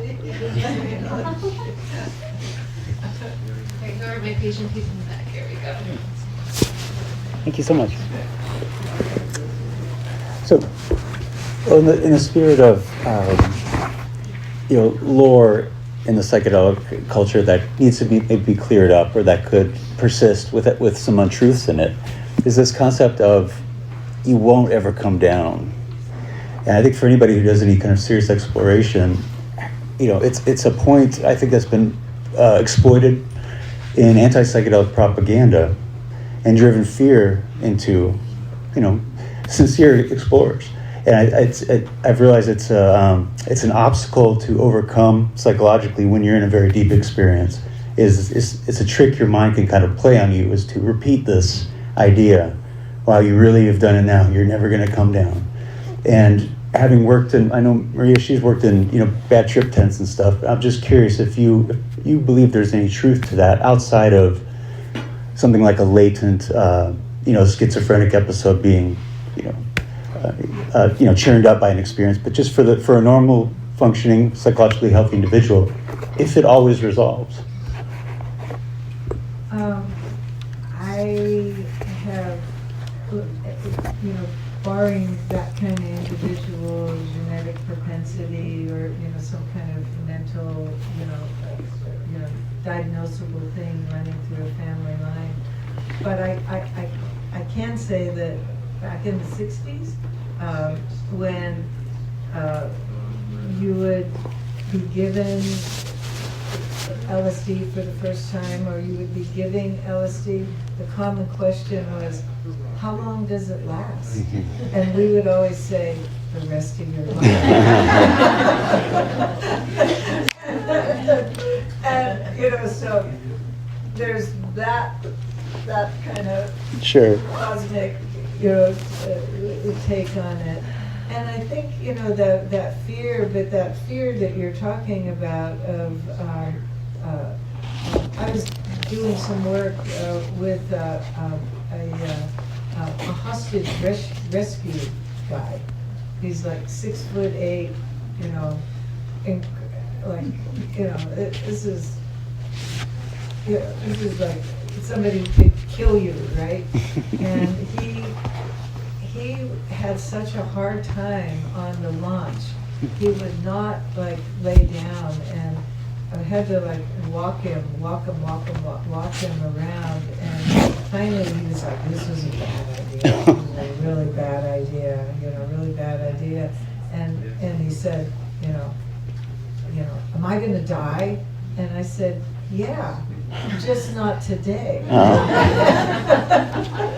And the ability to use humor, in situations with people, it just popped a bubble for him. Well done, yeah. And it was the truth. Am I going to die? Yeah, we're all going to die. You're going to die. You're just not going to die here today with me. And and I was saying there was this one woman who said, I think I'm going to freak out. And I said, oh God, I said, tell me what that's going to look like so I can be prepared. and she burst out laughing. That was the end of the freak out, So there's an authentic way of being with people, where you just need to be a real human being in the company of another real human being who's having some fear or having some, a really serious question, but having I could have said, oh, no, you're not gonna die, it's okay, you know, we're gonna just breathe, let's breathe, you know. But it's like, no, yeah, you are gonna die, you're just not gonna die here today, right now. Well done, yeah. So. Well, we should probably wrap up. Yeah, it's a beautiful note to end on. We're not going to die today, so let's let that be the final conclusion, the big takeaway from today. I really want to thank both of you. Thank you so much. I think especially hearing this, I was really hit and impacted by just the courage that it took to be in the